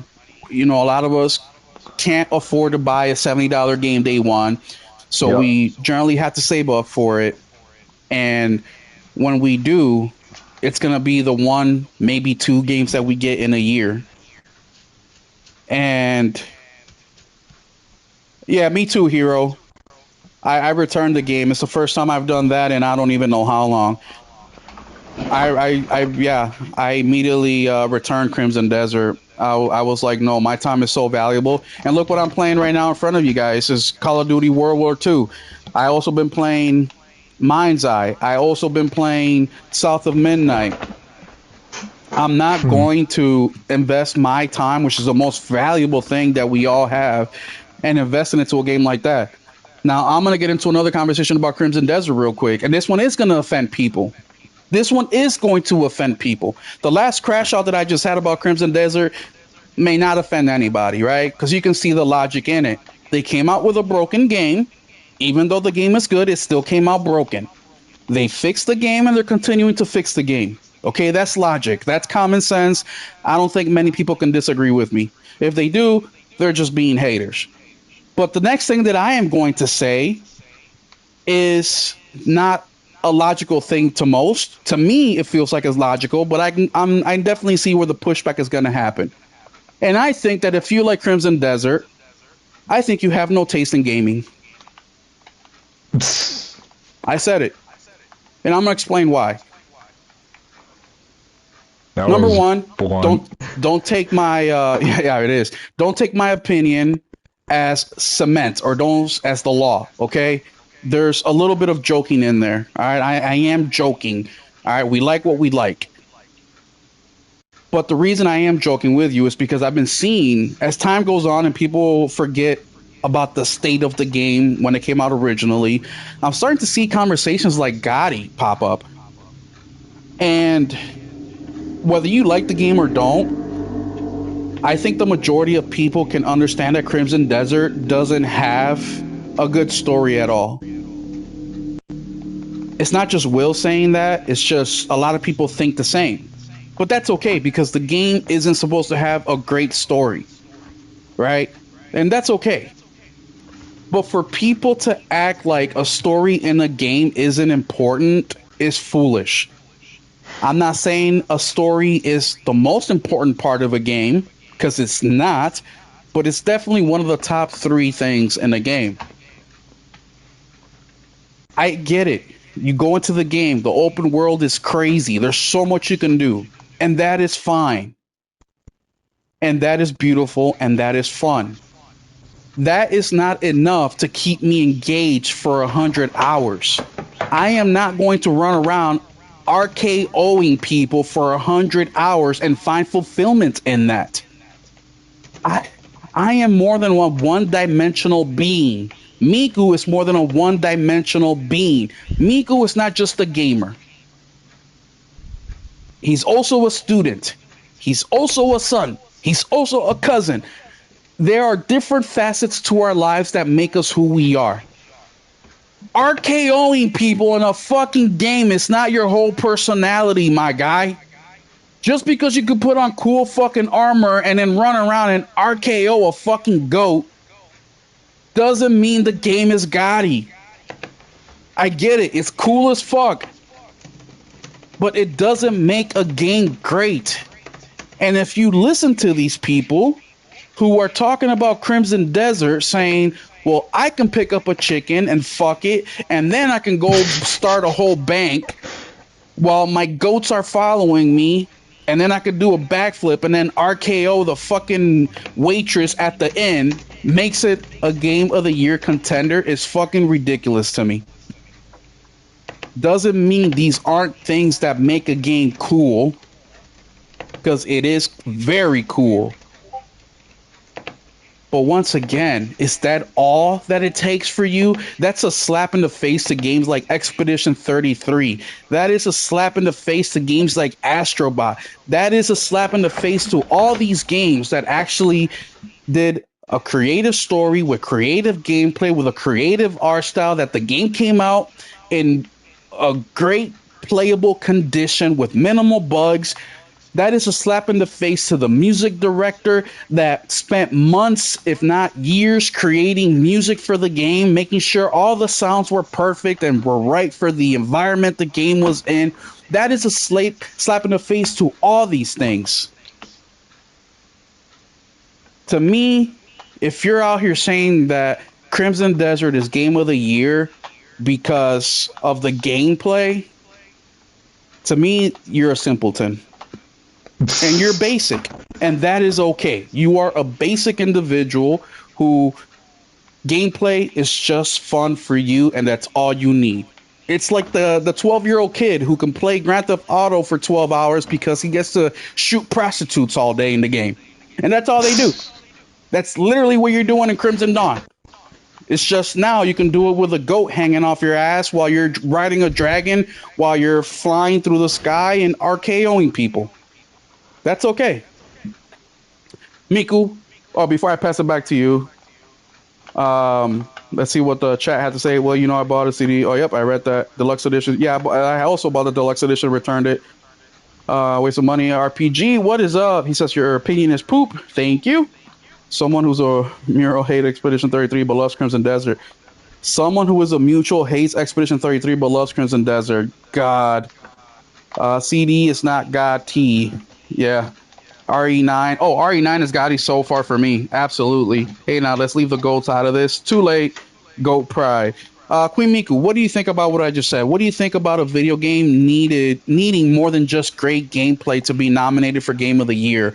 Do you think that it needs more elements like good story, good art style, good music, or is good gameplay the end all be all of a game? No, you don't play a game for just gameplay. You can do that with multiplayer, but you can't really exactly do that with single player. Because the way I see it, it's a goal to work towards, make it to the end of the game. And if you just disregard how terrible the story is and just focus on gameplay, that's kind of silly. Wow, that was well said. Good job. Also, I call these people arcade gamers because they remind me of going to the arcade as a kid, where you put a quarter in the arcade and all you do is just play. You're not looking for the story, none of that bullshit. What is Astrobot's story? Astrobot's story is he's got to collect all the parts of the PlayStation so they can build the shit back up and leave. And in the middle of that, he has to save all the little Astrobots while meeting high profile heroes like Aloy and Nathan Drake and all these characters to help him on his quest. And they help him collect these parts on PlayStation in their own world. That's the story of Astrobot, which is way deeper than anything Crimson Desert can dream of fucking doing. Yeah, and that's kind of why you stay on Astrobot. You see all these references. I've never played it, but I think it's awesome. You have this game that just references everything, even if it's not story heavy. You want to see your classic PlayStation mascot. You want to see Cloud Strife. You want to see Solid Snake. Yes. Absolutely, Yamazaki. Well, the other thing is Crimson Desert was supposed to be an MMO game, right? That makes sense. It didn't work out like that. And Yamakaze said it would have been better if there was co-op. And I think they were trying to avoid that. I think co-op would have been better. But I'm just so done with Crimson Desert. I felt disrespected by Crimson Desert because, like I said, it's $70. I don't care how much money I have. $70 is money that I made by giving up my time to earn it. And my time is the most valuable. I know that I play a lot of games, but I really don't have unlimited time, guys. Now that I work from home, I have a little bit of more time because I don't have to spend time commuting to work and back from work. So I can go during my lunch break and actually play an hour of video games. But I clock out of work at 4 o'clock. As soon as 4 o'clock hits, I got to start cooking dinner. I'm helping my son with his homework. I'm spending time with my son. We're playing, we're wrestling, we're whatever, we're talking, we're just spending time with each other. And it's not till 6:30, 7 o'clock at night that I can start playing video games. And even then, I can only play game for about an hour straight before I have to go back to my son and be like, you want a snack? You know what I mean? Make him a snack. Hey, hop in the shower, get him ready for bed, brush your teeth, hang out with him a little bit more before he goes to bed. And then I can hop back into the game around 10 o'clock, which is when you guys will see me stream, and then I'll play till midnight. So that is my gaming time right there, Monday through Friday, basically. On the weekends, a little bit different. Today, I didn't get on the game till 1 o'clock. From 1 o'clock, 1 o'clock till 2:30 is when I stopped playing games. Then I went to my mom for Easter's. We had Easter dinner. And then I came home. I had to do some chores, finish up the laundry, didn't start playing the game again till 6:30. From 6:30 till 8 o'clock, I stopped because now I'm doing the podcast. We'll do the podcast for an hour and a half, 2 hours. Then I'll play maybe an hour and a half of gaming, and then that's it. Now my Monday starts all over again. So what's something else I didn't mention? I haven't watched any movies. I haven't watched any TV shows. So all the free time that I have, I invest in gaming. So when I pay a developer or a publisher $70 for a video game, I expect it to work. Is the game good or bad? That's really irrelevant. I hope that they're trying their best to make a game good, but the game is like it's a taste. It's like food. Some people like onions, some people don't. Right? So I may not like it, somebody else may like it. That's not my argument here. I'm not saying that you should make a game exactly to my taste. That is my decision to buy the game. That's to my taste. What is the developer's decision? Every single developer has this is mandatory, is your game should be able to work on day one. It should not crash your console. You should be able to play it. Whether it's good or bad is irrelevant. But it should work. It should be at 60 frames per second. If you say you can do 60 frames, it should not dip 20 frames or 30 frames. It should not stutter. It shouldn't have, game breaking bugs. It should not do none of this shit. And I'm not saying the game has to be perfect because nothing will ever be perfect. But it should not break your whole fucking console. And I feel disrespected by Crimson Desert. And not just because of that, guys, because we've seen games like this before. But what really pissed me off about Crimson Desert is that Will Powers told us there's nothing to hide. Remember that? They got defensive when you said, show us gameplay for the console. All you've been doing is showing us PC gameplay for 2 years. Show us the console. And then he snaps at you and says, we're not trying to hide nothing. We're getting tired of people asking us the same question. Remember that? And next thing you know, we get the game and it's broken. Gee, now we know why they didn't show us anything in regards to the console. And then you have people defending this shit like it's fucking normal. No, it is not normal that a developer should be working night and day for the first 2 weeks to get the game to fucking work. Now, I think the confusion with Crimson Desert is that not only are they working on the game to get it to work, but they're also making upgrades on the other side because of some of the constructive criticism the game has gotten, right? Where you have gamers say, oh yeah, we would like for it to do this, or please expand this, or change that. And they're doing that at the same exact time that they're fixing the game, and people are getting the two mixed up with each other. They're saying, well, they're changing shit as fast as they can, which is great, but they're also fixing the fucking game as fast as they can too. And people are mixing those two together thinking that it means that the developers are making the game better. No, they're making the game to what it should have been on day one when they asked $70 fucking dollars for it. Everything else is cool. Yes. Give us more storage space, change this, do that. That's great. Keep working on that stuff. We want to see more of that. But don't get it fucked up and act like the game wasn't broken when it fucking released.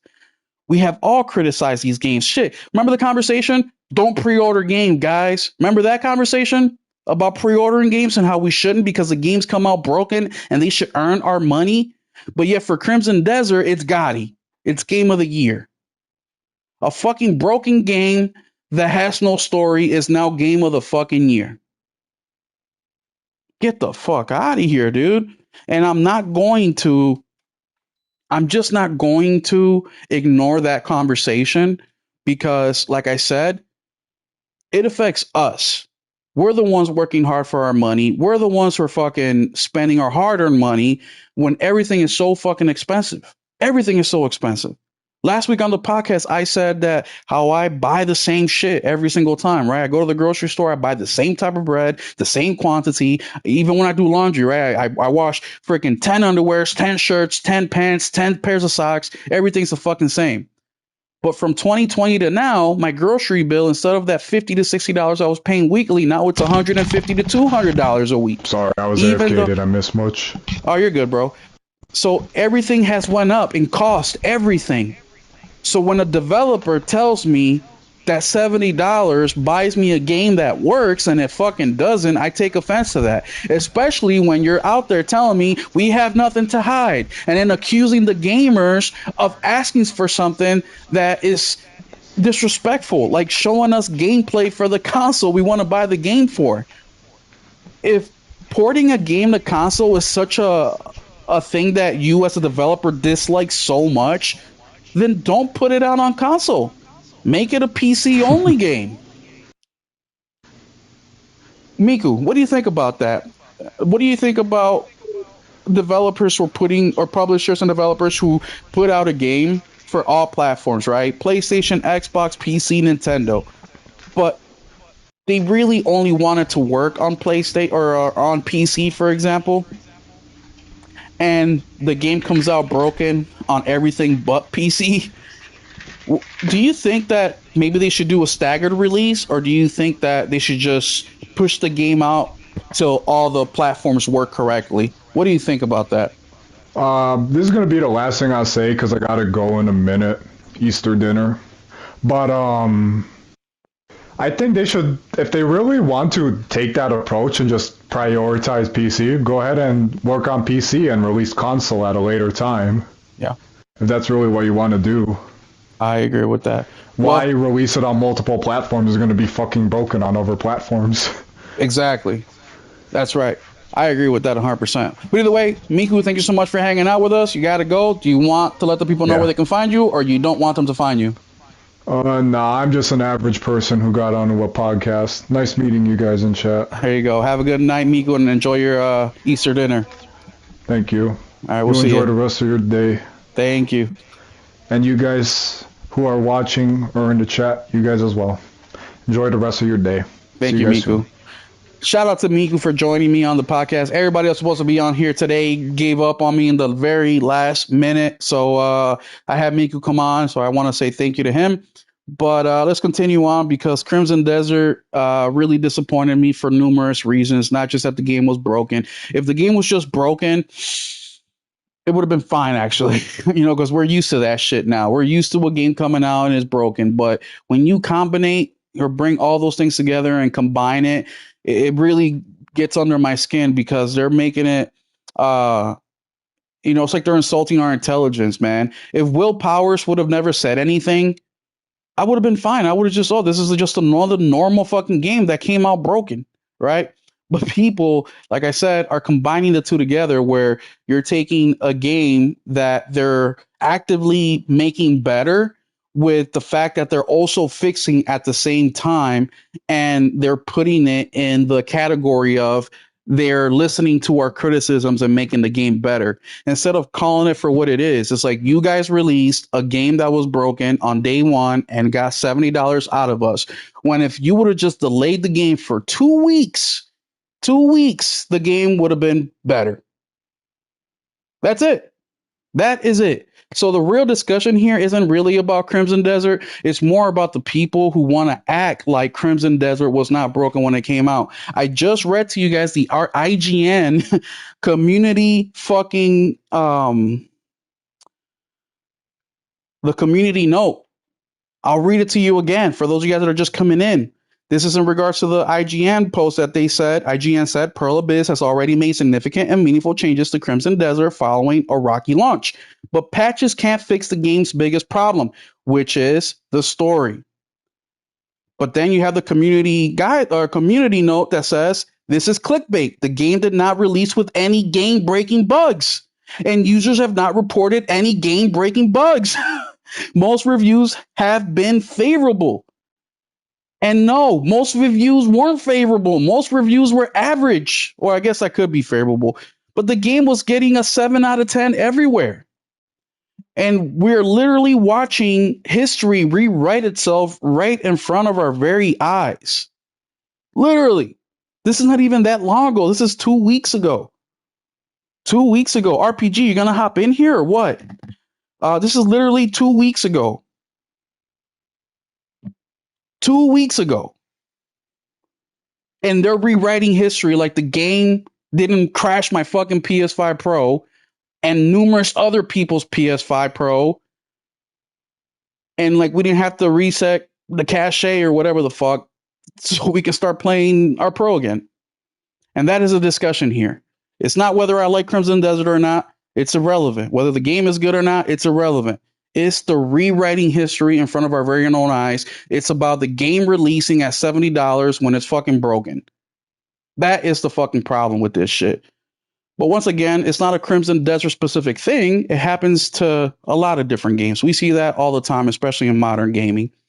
These games are just so big and so, you know what I mean? They have big plans behind it. They want to push gaming forward. They want to do something they've never done before as a studio.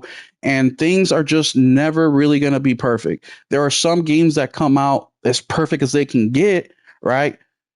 But they're never going to be perfect. And I don't think anybody's expecting perfection here. And then on the other side, you have the studio, you know, Will Powers in specific, get aggressive towards the gamer. Like we're at fault for asking for gameplay. But that's insane, guys. 2 weeks ago, you would have talked to anybody on the internet and they would have told you, hey, change to 60 hertz. Don't play 120. And today they're acting like these problems never happened. That is fucking mind blowing to me. Mind blowing.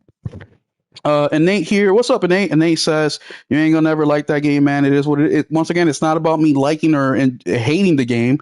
It's about the fucking deception that this game had, and it's about the gamers acting like the shit wasn't broken beforehand. And I've spoken on before how the world is gorgeous, and the fact that you can RKO people is great. I just need more substance than that. But it's more about the revisionist of the what's up RPG. It's about rewriting history in front of our very own eyes that is really bugging me out about this. Am I tripping, RPG? No, you're not. I mean, there's a lot of flip flopping going on out there. I'm what 55 hours in the Crimson Desert, and I've basically pretty much walked away from it. And you playing on what, on PC, right?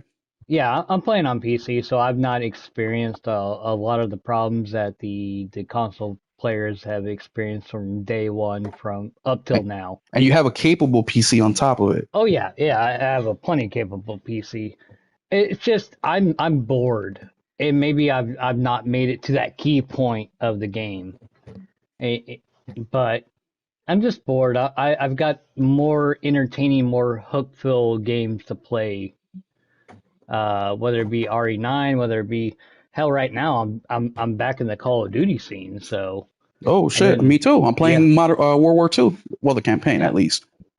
And like I'm itching, you know, like Tuesday I'm gonna jump in the John Carpenter's Toxic Commandos and finish out that game with you. Hell yeah. So no, nothing against people that are like enjoying the game. No, at all. It's I can get that hook, but the story is like when the environment stops hooking me, I expect the story to take over, and like when the story or like when the environment stops hooking me, the story's not there to hook me anymore.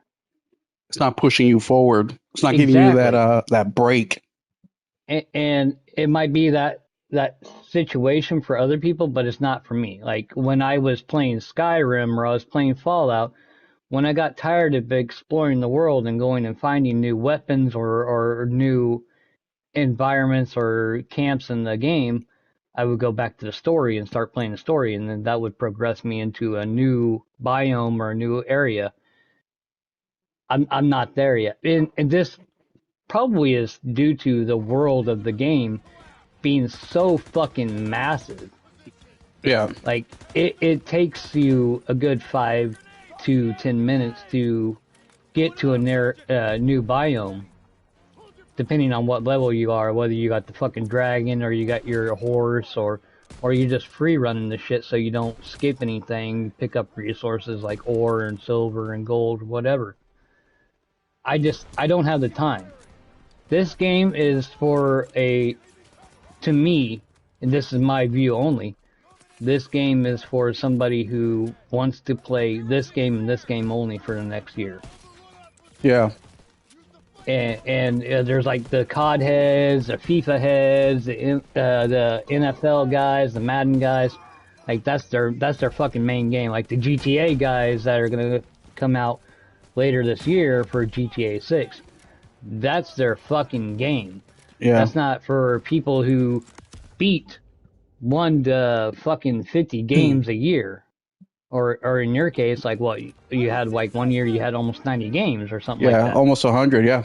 Yeah. So that's not this game for you, because this game is going to take you an easy minimum probably 100 hours, if not 300 to 400 fucking hours. Yeah. Well, that was also kind of my disappointment a little bit. And look, I'm planning on going back to Crimson Desert eventually. Oh, me too. But I really thought this would be a game, and I'm not saying I set those expectations on there because I never really set expectations on a game. The only expectations that I really set is, man, I'm really going to enjoy this game, or I'm really not, or I'm really curious, things like that. But if this game was just giving us fucking 20% more try, or more work on the story, I think it would have been a completely different, change the revision of history that is fucking happening right now, where people are acting like the game was perfect. Doesn't change that. The defense force for this game is, I would say, in the same light as the defense force for like all the shit that's going on with the Xbox right now. Yeah. Wow. Good point. And all the defense force that's going on like with the PlayStation stepping away from PC. It's that same defense force meta. Yeah. Like, I enjoy the game. I played the game. I've experienced, I'm thinking like chapter 5 right now, somewhere around that area. But I've just thrown my hands up and I'm like, where's the fucking hook? Where's the catch? Where's the thing that's going to keep me playing? Like, I go to work and I'm thinking about the next thing. And I had that for the first couple days. But then I got to that point where I'm like, what's the fucking point? Why do I want to keep playing this shit? The point is that you get to build your own bank and then print out debit cards and get new customers to come deposit their money at the bank. That's the point. I've got why you RKO people? Personal life. No, I've got enough of that shit in my personal life. Like, if I want to fucking invest in the bank and stocks and all this other shit, I got enough of that shit in my own life. I'm being funny. Like when you play like Power Wash Simulator or some shit, I'm like, oh, I'd rather just fucking go outside and power wash my own fucking place. Hey, you don't have a power washer, so no, you can't. I do. Oh, you do? Fuck, never mind. Yeah. But I'm just saying, like, that's the thing is, like, I like the game, I enjoy the game. The game ran fine with me on my PC. I think that they should have prioritized it dropping on PC before they shifted it down over to console, and made sure that it ran good on console before they decided to do a multi-platform drop. Because that's the whole thing, is when they did this fucking advertising to drop the game, we saw pro footage, and it was very choppy shit, but we never seen Series X, Series S, base PS5 footage that was uncut, clean, whatever, before launch. We had to wait on streamers and people who are streaming this shit on Twitch and YouTube to see how butt fucked this game was. Bro, and I defended the game for a lot of months. I defended the game. I'm like, bro, the game is 6 months out. How are people expecting to see fucking gameplay and all this uncut shit before 6 months before the game even comes out? Right? No, It wasn't. And this is the price of not researching before you buy. That's what it is, and that's on the gamer. That's not on the company. That's on the gamer. Yeah. Absolutely. Because the company sold them a advertisement, and the gamer said, "Okay, yeah, that'll work," and the gamer bought into that shit. Yeah. Yeah, it's disappointing, man. Once again, I mean, right now we're getting RPG's take on what he thinks of the game and, you know, what he likes, what he doesn't like. But once again, guys, the discussion hasn't really been about the game is good or bad. The game's just been, or the conversation has been the revision history about people acting like the shit was not broken. Like, that is the thing that's crazy here. But outside of that, whether you like it or not, hey, a lot of people say they like it. RPG likes it. It's just, it didn't have that oomph to keep him playing for a couple 100 hours. And look, it's very hard for a game to have that anyways. It's not a Crimson Desert specific thing neither. And this is a guy that put almost 320-ish hours into Valhalla. You know, Assassin's Creed Valhalla. Yeah, me too. And that thing fucking crushed compared to this game, as far as like what I like out of that game. Yeah, and that me was too. a bloated ass fucking mess. I can totally agree with all the criticism of Assassin's Creed Valhalla. But you know what that one game, you know, Assassin's Creed Valhalla had versus Crimson Desert? It had a fucking hook. This does not have that same hook. Yeah, I agree. I mean, look, Valhalla, I also like Valhalla a lot. People shit on me for saying that. But look, I like the Viking era. I like the story. I thought it had a decent story. There's a lot of shit you can do in the world. Once again, it's one of those games where you're going to put in a ton of hours if you want to do the majority of the game. But, you know, it's crazy because people hate that from Ubisoft, but then Crimson Desert does it, and now it's genius, and, you know, we don't get games like this, and I don't understand that part either. What do you think the difference is here, RPG? Why is it okay for Crimson Desert to have a big open world like that, but Ubisoft is heresy? To me, this Crimson Desert feels like Heinz 57. It's got 10 fucking different game mechanics from different games, whether it be Assassin's Creed, whether it be Breath of the Wild, or I should say more Tears of the Kingdom, anything. But it has different mechanic systems from different games, all crushed into one. So it feels like a game meant for everyone, but at the same time, a game really not meant for anyone. Which we could kind of see when the game, you know, commercials and shit. It has a very niche audience to a certain point. Well, people are out here saying it's Gotti. Do you think it's Gotti? No, I don't. Is it close? If it throws it up on the board, no, I'm not going to pick it. So far this year, I mean, we're in May, so we still have. But if the year ended right now, would it even be up there nominated? If it ended right now, yeah. I mean, there's not a whole lot that's dropped between here in the last, 4 months. I would say 3 months area. Shit, I can name like 5 fucking indie titles that are better than that shit. I would have to put it up there, but I mean, we still got fucking 8 months left of this month or out of this year.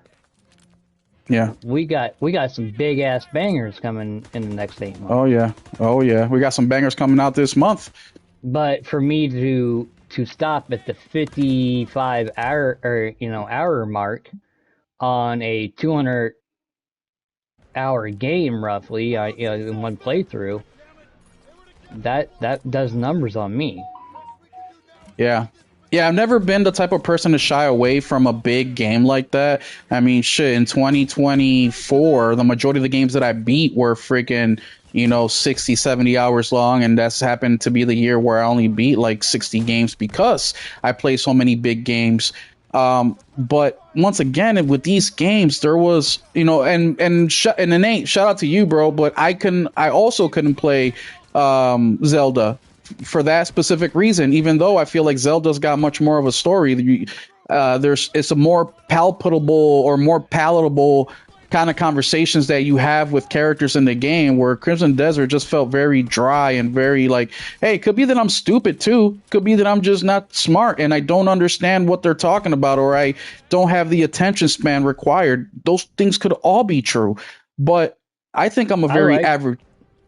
I liked Breath of the Wild and Tears of the Kingdom. The only thing that I disagreed with is I played them on the Switch 1, which had 30 FPS. That was a frame rate, so it was a performance frame thing. rate problem. Yeah, it was a performance problem. If I had a Switch 2 in my hand right now, I would probably be playing Breath of the Wild and Tears of the Kingdom and playing those through. Because I didn't have a problem with the game, I had a problem with the performance. Yeah, see, I was the opposite. I didn't care about the performance. I just didn't really like the game. And I stuck in, 20 hours into Breath of the Wild before I quit. I need more structure in my games. I don't need to have yellow paint like people like to accuse people like me, right? Oh, it just doesn't have yellow paint, so you're not into it. No, I'm not. The Horizon meta. Yeah, the Horizon meta. Like, no, I don't need yellow paint. I just need, like, I can't play a game just off gameplay alone for a long period of time. You know, I'm not an arcade gamer where I can just be like, oh, I'm having fun, playing multiplayer, right? Consistently and nonstop without playing nothing else, or just playing gameplay. That, like, yeah, that's fun, but it's not something you invest tens upon tens upon tens of hours. You know what I mean? I like to have a beginning, a middle, and an end in my games, and then have an what do you call that? An end game, right? Where if I love the world that much and I can really, see myself continuing on, then yeah, I would love for it to have some additional content that I can go back in there when I choose. But I don't expect for games to have that. It'd be nice. Like Cyberpunk. If Cyberpunk had an end game right now, oh my God, I'd probably be playing that because I love Cyberpunk so very much. Horizon, same thing. If Horizon had some sort of end game outside of killing dinosaurs over and over again to get materials that I don't really need because I already upgraded everything, I'd be playing that too. No, and that's what I would want from something like a Horizon co-op or like MMO style game, something completely separate where you can go do that. But I want my Horizon 3 single player game where I can roll credits in 30-40 hour area. Yeah. Full map complete. I can end Aloy's story and I can be done with the trilogy, and then they can come out with another game where that's what you do. You go and hunt these monsters and you turn it into like a little Monster Hunter style game, but not do this bullshit thing where they're introducing like the Fortnite skin and artwork and going that. What we're getting with Horizon Hunter's Gathering. Yeah. Yeah. And the more I'm staring at that game, I do not like that game. Yeah. I mean, I haven't even seen gameplay or anything. They've been really keeping things under wrap with their alpha test or whatever it is that they got going on. But yeah, I'm starting to feel that as well. I think that the more time the game goes without releasing, the worse it's going to do. I don't know if people are also seeing that with me, but man, it's just, I think that there is a big fatigue in the video game industry right now. I think that a lot of people are very burnt out with live service games, and I don't think it's anything live service is doing in specific. I think it's just because of who they are. And what I mean by that is for this whole console generation, it feels like live service has been the priority for a lot of developers and publishers, and we've been getting a lot of those. Now, we've also been getting single player games that are absolute bangers, right? We had the Elden Rings and the Forbidden West and all these games, but I think because live service games are so ongoing, I think they're more on the news or more in the what do you call that? Chase. Yes, I think they're more trendy, so therefore people are paying a little bit more attention to them. What do you think about that? Is it that live service is fatiguing, or is it just because we see more of those versus a single player game, right? You beat it, you get done with it. If there's a little bit of a DLC, you play it, but you're not playing it for a year straight unless you're a super casual that takes you that long to play it. It's not a time sink. Yeah. That's the big thing. It's not a time sink where it becomes a a thing like Destiny, or it becomes a thing like Call of Duty, or like Madden or MLB or whatever the fuck ever. It's not a yearly re-roll every year, every year, every year, where you're buying the next 2025, 2026, 2027. It's I feel fulfilled in the story. Did you feel fulfilled when you beat Zero Dawn, Forbidden West, God Yeah. of War 2018, God of War Ragnarok, Spider-Man 1, Spider-Man 2, Miles Yeah. Morales? You felt fulfilled when you completed those games. Did you feel fulfilled when you beat Destiny 1? Or did you know that the next thing was coming around the corner, and then a year after the thing was going to come around the corner, and so on and so forth? It keeps you baited into, well, what's next? So Hmm. it never fills that feeling in your soul. Yeah. And Yeah. that's what I'm playing Black Ops 7 right now. But then there's going to be Modern Warfare 4, and then there's going to be Black Ops 8, and then there's going to be Modern Warfare 5. It's the same thing. It's that not fulfillment. Hmm. Yeah. Yeah, you're absolutely right. Yeah, I mean, even right now, I'm playing Marathon, and even then, I only play when I got somebody to play with because I just don't hop in the game solo. Even though you can, I just don't. It's not So fun. it's not fun. I mean, in Marathon, it can be a little bit, but I'd rather just play with somebody else because it's a lot more fun. So if I'm gonna play something, I don't want it to be a little fun. I want it to be as fun as it possibly can be, and I think that's You're part of. forcing that fun. Yes. Yeah, you force the fun. Because if you go into marathon and you lose back to back to back, I don't care who you are, you're not having fun with that shit. Unless you're a masochist who sees the challenge and trying to survive every single time, right? That's not me as a type of gamer.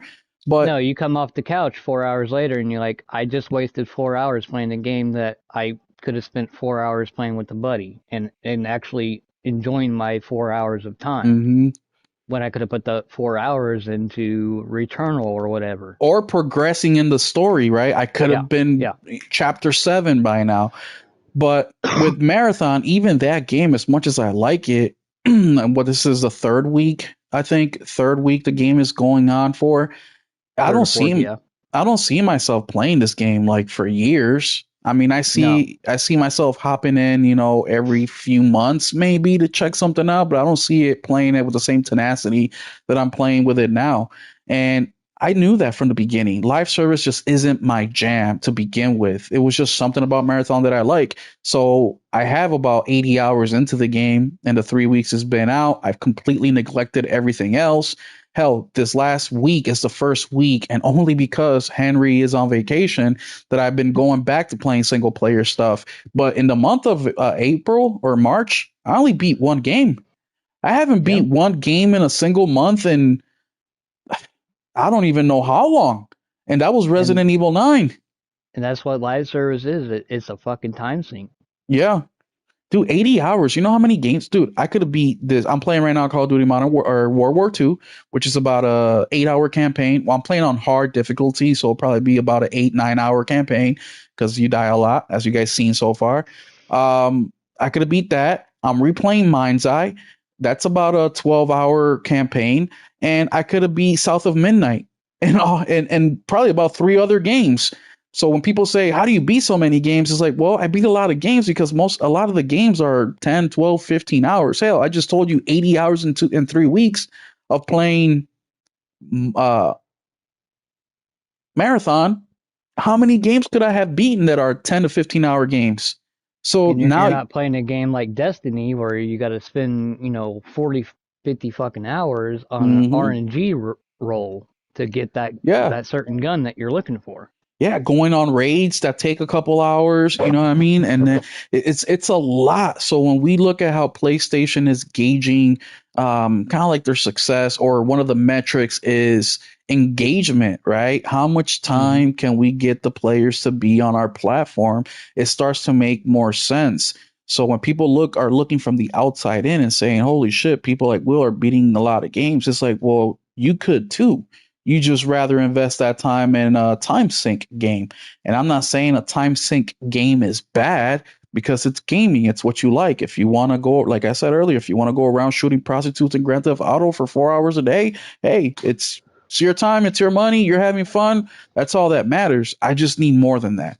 I But need, that time sync is that time sync game that they make, like GTA 5 or Call of Duty or World of Warcraft or what the fuck ever, those live service games, that's a better chance that you are going to go to the store and look at the store and spend more money. yeah, oh yeah, And whether that be skins or that be boosters for like experience or whatever, that's what they're counting on. yeah. Versus when you buy a $70 Space Marine 2, beat the story, play a little co-op with the guys every Tuesday, Hmm. they're not making as much money off of you there as they are if you are full-time fucking Space Marine 2 buying every skin that pops up in the store Well, I'm glad and you brought every that up booster. because not only, and you're 1,000% correct, because these games, right? You buy the shiny hat that came out, and then you're like, oh fuck, Mm-hmm. my friends are gonna think it's funny as fuck. I bought this, and you buy it, and then your other friend buys another thing, and they're making money off you. Play this game all the time, but then we have these streamers who, I mean, we've seen it with Arc Raiders, we've seen it with Marathon, we've seen it with so many games where they play 8, 10, 12 hours a day, and after a week they did all the content. They did fucking a month's worth of content in a couple weeks or a week and a half, and now they're sitting there like, oh, there's nothing to do in the game. And these games attract a lot of people, right? It creates a momentum with these games. And I never thought so, but just watching things closely recently, like within the last year, I completely changed my mind. I really think that if you can get some of the more popular streamers to stream a game and play it and act like they're having a good time, whether they are or not, or they're just putting on a show, it actually attracts people to that. It And does, yeah, it it does does. increase the sales. So, what do you think about these live service games or just games in general where they have a roadmap and they said, okay, we're releasing the game now. Next month, we're going to add another thing. Then the month after that, we're going to add another thing. What are these games supposed to do when a streamer goes through 3 months worth of content in a month or less than a month?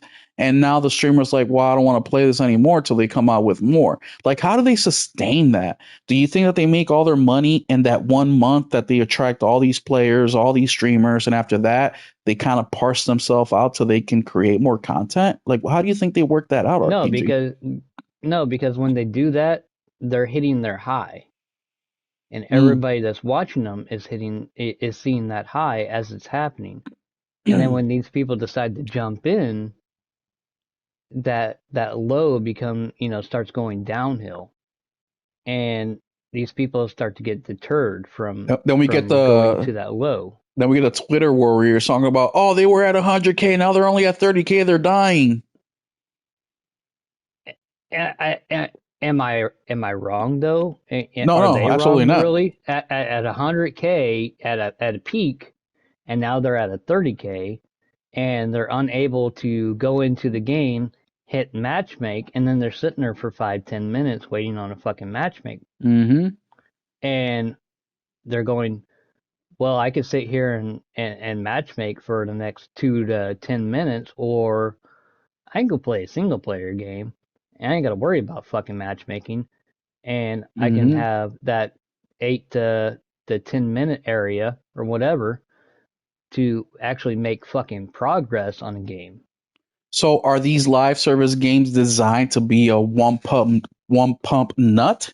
Meaning that original high of like, whatever the number is, 100K, they maximize the whatever they can get from it, and then after that it's like, all right, well, let's start working on our next game because that's it. It's down to 30K. It's no longer, or is I it all would right, let's say sustain that because we're I still would making say a money. decent amount.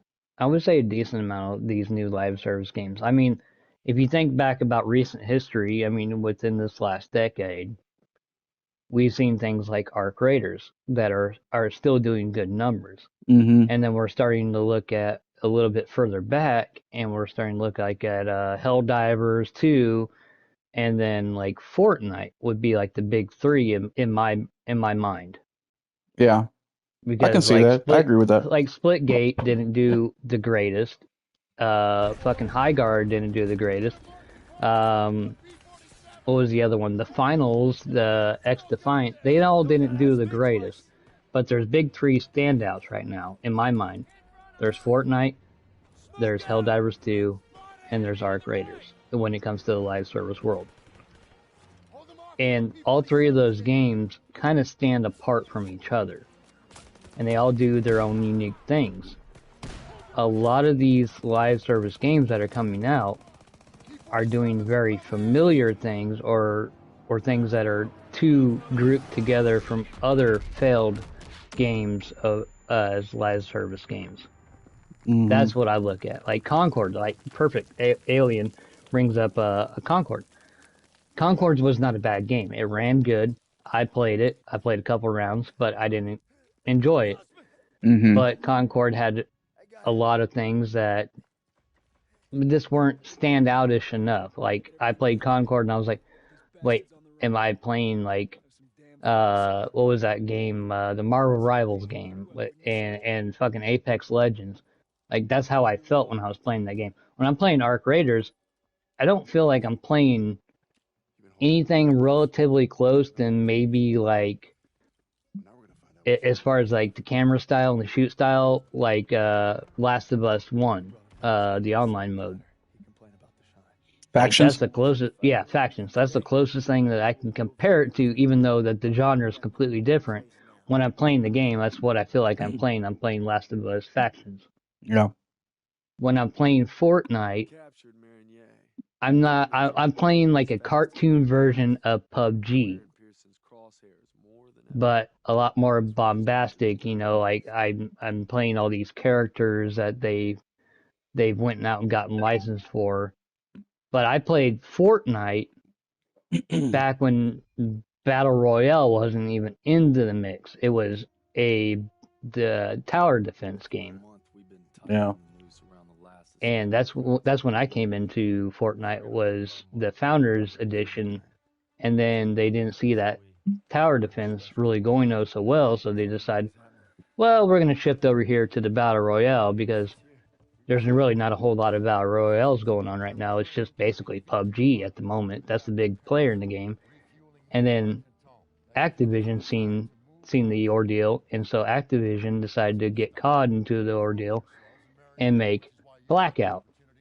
And then they transferred from Blackout into Warzone because they seen the success that came off of Fortnite Battle Royale. Well, bro, And look at games like Titanfall 2 and how they inspired Apex to become what it became. Yeah, and look where Apex is compared to games like Concord, to games like Splitgate, to games like fucking the Finals, X Defiant. Where's Apex at? Above them all. Yeah. It's a Twitch shooter, battle royale, arena style game. And it's still doing good. Will it die? Everything dies eventually. Well, some of these developers act like it won't. And I think that's concerning because, I mean, like they put all their eggs in a basket. Hope. Well, it is false hope, absolutely. But the thing that is frustrating is that they keep building this thing up and they think they can continue to build it on forever. And I mean, look at the conversation we had earlier today about Fortnite and where Fortnite is heading, right? And I think Fortnite may be in a little bit of a different situation. And I want to give a shout out to Miku for being here because he said, he's like, I asked him, well, what made you realize that Fortnite wasn't where you want to spend the majority of your time? And he said, I just grew up. I just grew up and got into single player games. And I'm looking back into my son and how he plays games, and he's all about multiplayer live service shit, right? Where he doesn't even want to play single player games. And once again, once he grows up, it'll be over. So I think some of those games are in a specific situation where they're going to have a constant stream of gamers as long as people are being birthed, because that's just what the younger generation likes. But once they get a little bit older, then it's gone. Yeah, What do you think about that? and myself, I have a 17-year-old. You know, he's going on 18 later this year, or well, Hmm. actually early next year. But he's growing out of that live service, Madden, Fortnite. You know, he come to me a couple weeks ago, and I believe I told you about this. And he's beat a couple Resident Evil so far, and he's beat the God of Wars. I think he's made it a pretty good far into Horizon. So he's starting to play more single player games and starting to get more fulfillment from that than playing these live service games. Now, will he still jump on with his buddies when they send him an Yeah, invite? yeah. Yeah. But when there's nobody else online, that's what he's playing. Hmm. He's playing these games in these single player games that kind of they need more brain power than they need, response. Yeah, and I would say that's the majority of gamers who it's like majority of gamers are going to have the majority of time where they're going to be by themselves. I mean, hell, even me who has access to thousands of people that I can play games with, shout out to you guys. It can become difficult because we all got our own schedules, our work schedules, family schedules. Hell, Yep. even just with RPG, I'm about to cut the stream off here in a couple minutes because he's got to go to bed at 10:30. It's the latest he will stay up. I already know he's up 15 minutes past because he's with me. So I want to thank him for that real quick. But we all have our own schedules, and sometimes just getting with other people is difficult. So sometimes it's not even about a game is just bad or a live service game sucks. Sometimes it's just you can't find nobody to play with. And we all know how wild the internet can be at times. So some people just don't even want to deal with it where they're like, all right, well, I'll play some matches with randoms and hopefully I can find friends. Some people just don't want to deal with that. They only want to play with the people that they know, and if they can't, then they just won't play the game. But yeah, it's such a delicate situation that live service has to balance in order to be successful and productive and work and do all the things that it needs to do in order for it to not fail. But It RPG, has it has to be unique. yeah, That's the bottom fucking line when it comes to live service games.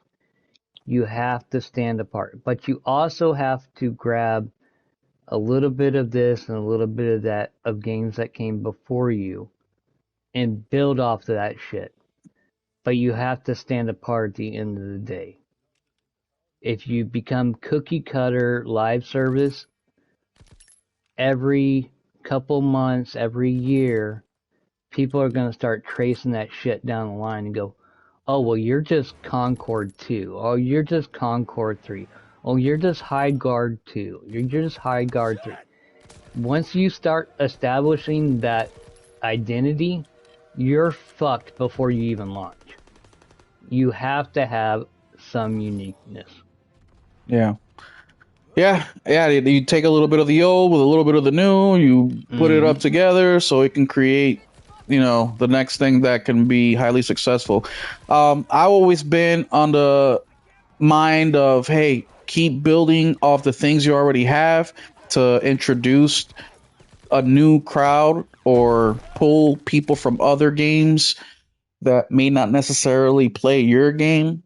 It's a constant balancing act. It's not just a guarantee just because so and so developer who made this legendary game is now involved with it, right? We've seen that not work out with High Bungie. Guard a bunch of times. We hell, and even with something like Marathon, it's new to me, right? Because I don't play live service games, so I don't know how it compares to Hunt the Showdown or other extraction shooters. I don't know because I don't play those games. But Bungie did something with Marathon that attracted me to the game. Now, Hunt the Showdown has shown me a few things that are interesting that I thought about jumping in, but it never was strong enough to actually made me jump in and buy the damn game. Mm-hmm. For some reason, Marathon did. I don't know if it's the way that they did their layout or their loadout or their what do you call it? how they did a pre-alpha, then an alpha, then they released the game. I don't know if that was the situation. I don't know if it was the art style. I don't know what it was exactly. I just know that I enjoyed what I saw and what I played and where I thought it was going enough to say, okay, I'm going to jump in here and play this, and I ended up liking it even more. But it was their enroll method. yeah, their enroll method. And that was one of my biggest complaints with Destiny. I have never said that Destiny is a trash game. Never. I actually enjoyed Destiny, but after a certain point, I'm like, why am I doing any of this? Like, I don't know what to do next. Is this the right order? Is this, Yeah, you know what I it mean? was the enroll method and it was the onboarding. Destiny's onboarding is dog shit, whether it Terrible. be Destiny 1 or Destiny 2. Bro, Once and then they you show get you, 6 months into the game being launched and you get in there at month 6, you don't know what the fuck you're collecting. You don't know what the fuck this is. You have to be a day one Destiny guy to be able to understand what the fuck's going on as soon as you load in. and then they show you some of the most important information. They just flash it to you for like 3 seconds while you're in the middle of a gunfight. You're like, how come they never told me about this? Because that moment in time has already been thrown into a vault where you'll never experience it again. No. Destiny 2 is a great experience of this because you have the moment of the Red War. The Red War is forever vaulted. You will never play the Red War. Jeez. So that's where the beginning of Destiny 2 started. And anybody who plays Destiny 2 that downloads Destiny 2 right now off their PlayStation, their Xbox, their PC, a digital version will never experience the Red War. Because it's perma vaulted. And I don't even know if you can experience that off of this version because it auto updates because it needs servers. So you'll never experience the farm, you'll never experience the Red War. Yep. And the other thing that I really dislike about Destiny 2 is how they cut content that looked really intriguing that I could not play because I don't know why. And I've seen people complain about it, how they paid for a DLC and now it's no longer there. It's been vaulted. Yeah, and I just think that is so disrespectful. Like, you paid for that. You should be able to have access to it, man. That's just... So I don't have any trust in live service games. That's why I'm very wary of them anyways. And then you include all the time and the single player stuff and the stories and all that just combines into me not playing these games as much as the developers or publishers would like for me to play because, well, you guys kind of created this platform in a way that me as a person can't or choose not to invest the time that I normally would have. But either way. And that's where I'm getting at now is like you're more of the single player gamer and more of the physical gamer, and I'm more of the single player, multiplayer, live service gamer. I'm starting to transition back into single player. Like I'm still gonna play my live service games. Don't get me wrong, but I'm starting to see those fucking potholes in the live service era, and getting cut out of content that I paid for. So I'm starting to revert back into the single player, and it's gotten to the point where I'm like eyeing that $80 fucking disk drive, going, maybe I need to restart my collection. Hey, it's never too late, bro, especially with how things are going, in the future, or well, we think they may be going in the future because we just don't know, man. I mean, there's people saying that the PS6 will have a disk drive or not. And the one thing that I do know for certain is that it's all rumors for now. Oh, yeah, it's all rumors. But the one thing I know for certain is that they want to maximize their product and make as much money as possible. And if they do that by having us rebuy the same games over and over again, then that's how they'll make it be. What I'm trying to say with that is we don't know if they'll have a disk drive or not. We don't know if they're going to continue to have digital gaming how it is now, where you buy it once, it's there forever. We just don't know. And we have seen that they have no problems with delisting the game or cutting content out or hell, we saw it with Stellar Blade, and I know that's just a DLC. Or I'm sorry, I know that was just a demo at the time. But remember when Stellar Blade demo came out like a few days early, and anybody who was connected to the internet got that demo yanked right out of their fucking library? Yep. Who's to say in 15 years now that any game that says the word fuck has to be edited? And they go in Now, there and they just edit your game or pull it out. there's a thing though with the Don't Kill Games Media Mm-hmm. push.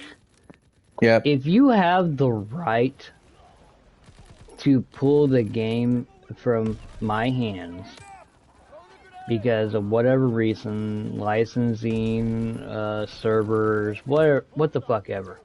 If you have the right to pull that shit from my grasp, a digital copy, then I have the right to ask for my refund. Yeah. So if you charge me $40 back in 2014 and you decide to pull it in 2024 and I no longer have access to it in 2024, I don't care if I beat the motherfucker 100 times. You decide to do that shit, I expect $40 of store credit. So I can spend that $40 on something else. Yeah, well, I mean, that's what it is like now, right? I just don't know, guys. We don't know what the future holds. And look, I'm not trying to be a doomsday fucking kind of person. I'm just saying protect your best interest because they sure as fucking gonna do that for you. You know what I mean? They're not gonna make it easy for you. Right now it's not even hard to get a refund on the game. Shit, buy a game right now from the PS Store and call PlayStation and see how that conversation goes. You know what I I mean? mean, the most recent ordeal has been Crimson Desert, and you think PlayStation wasn't fucking biting their goddamn tongue every time that they had to issue a refund from Crimson Desert? Oh, absolutely. Shit, I They bought were pissed. I bought a game. It's like Parcel something, and the game was, frame drops out the ass, buggy, whatever.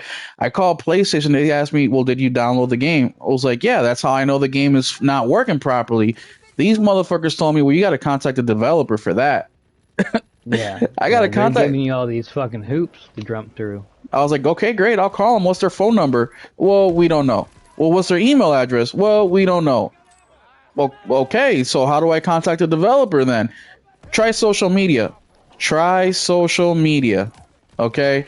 Like, I can't even get my fucking girlfriend to call me back, and you're talking about fucking email some, developer and God knows where to be like, hey, guy, can you fix the crashes on these games? Like, what? But that's the shit PlayStation told me.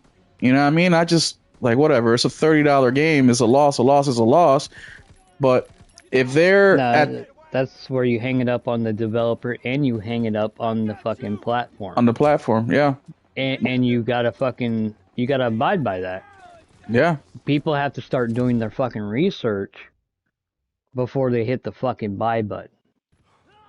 So if this game comes out, let's say GTA 6 as an example, and GTA 6 is a couple weeks away or maybe even a couple days away, and they're not showing you gameplay, uncut gameplay of how that shit runs on the console you fucking own, not the console you want to own, not the platform you want to own, but the platform you actually fucking own, and they're not showing you how that shit's gonna fucking run on your shit when you hit buy, that should be a major fucking red flag.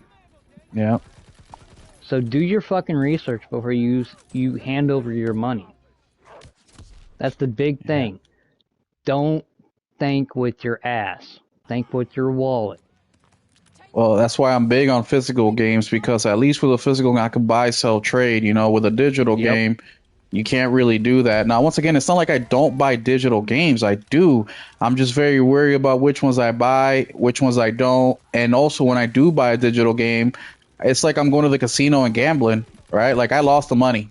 That's it. Yep. In my You're over. mind, I have it. I have that. I don't even own the game. In my mind, I'm borrowing it. I'm renting it.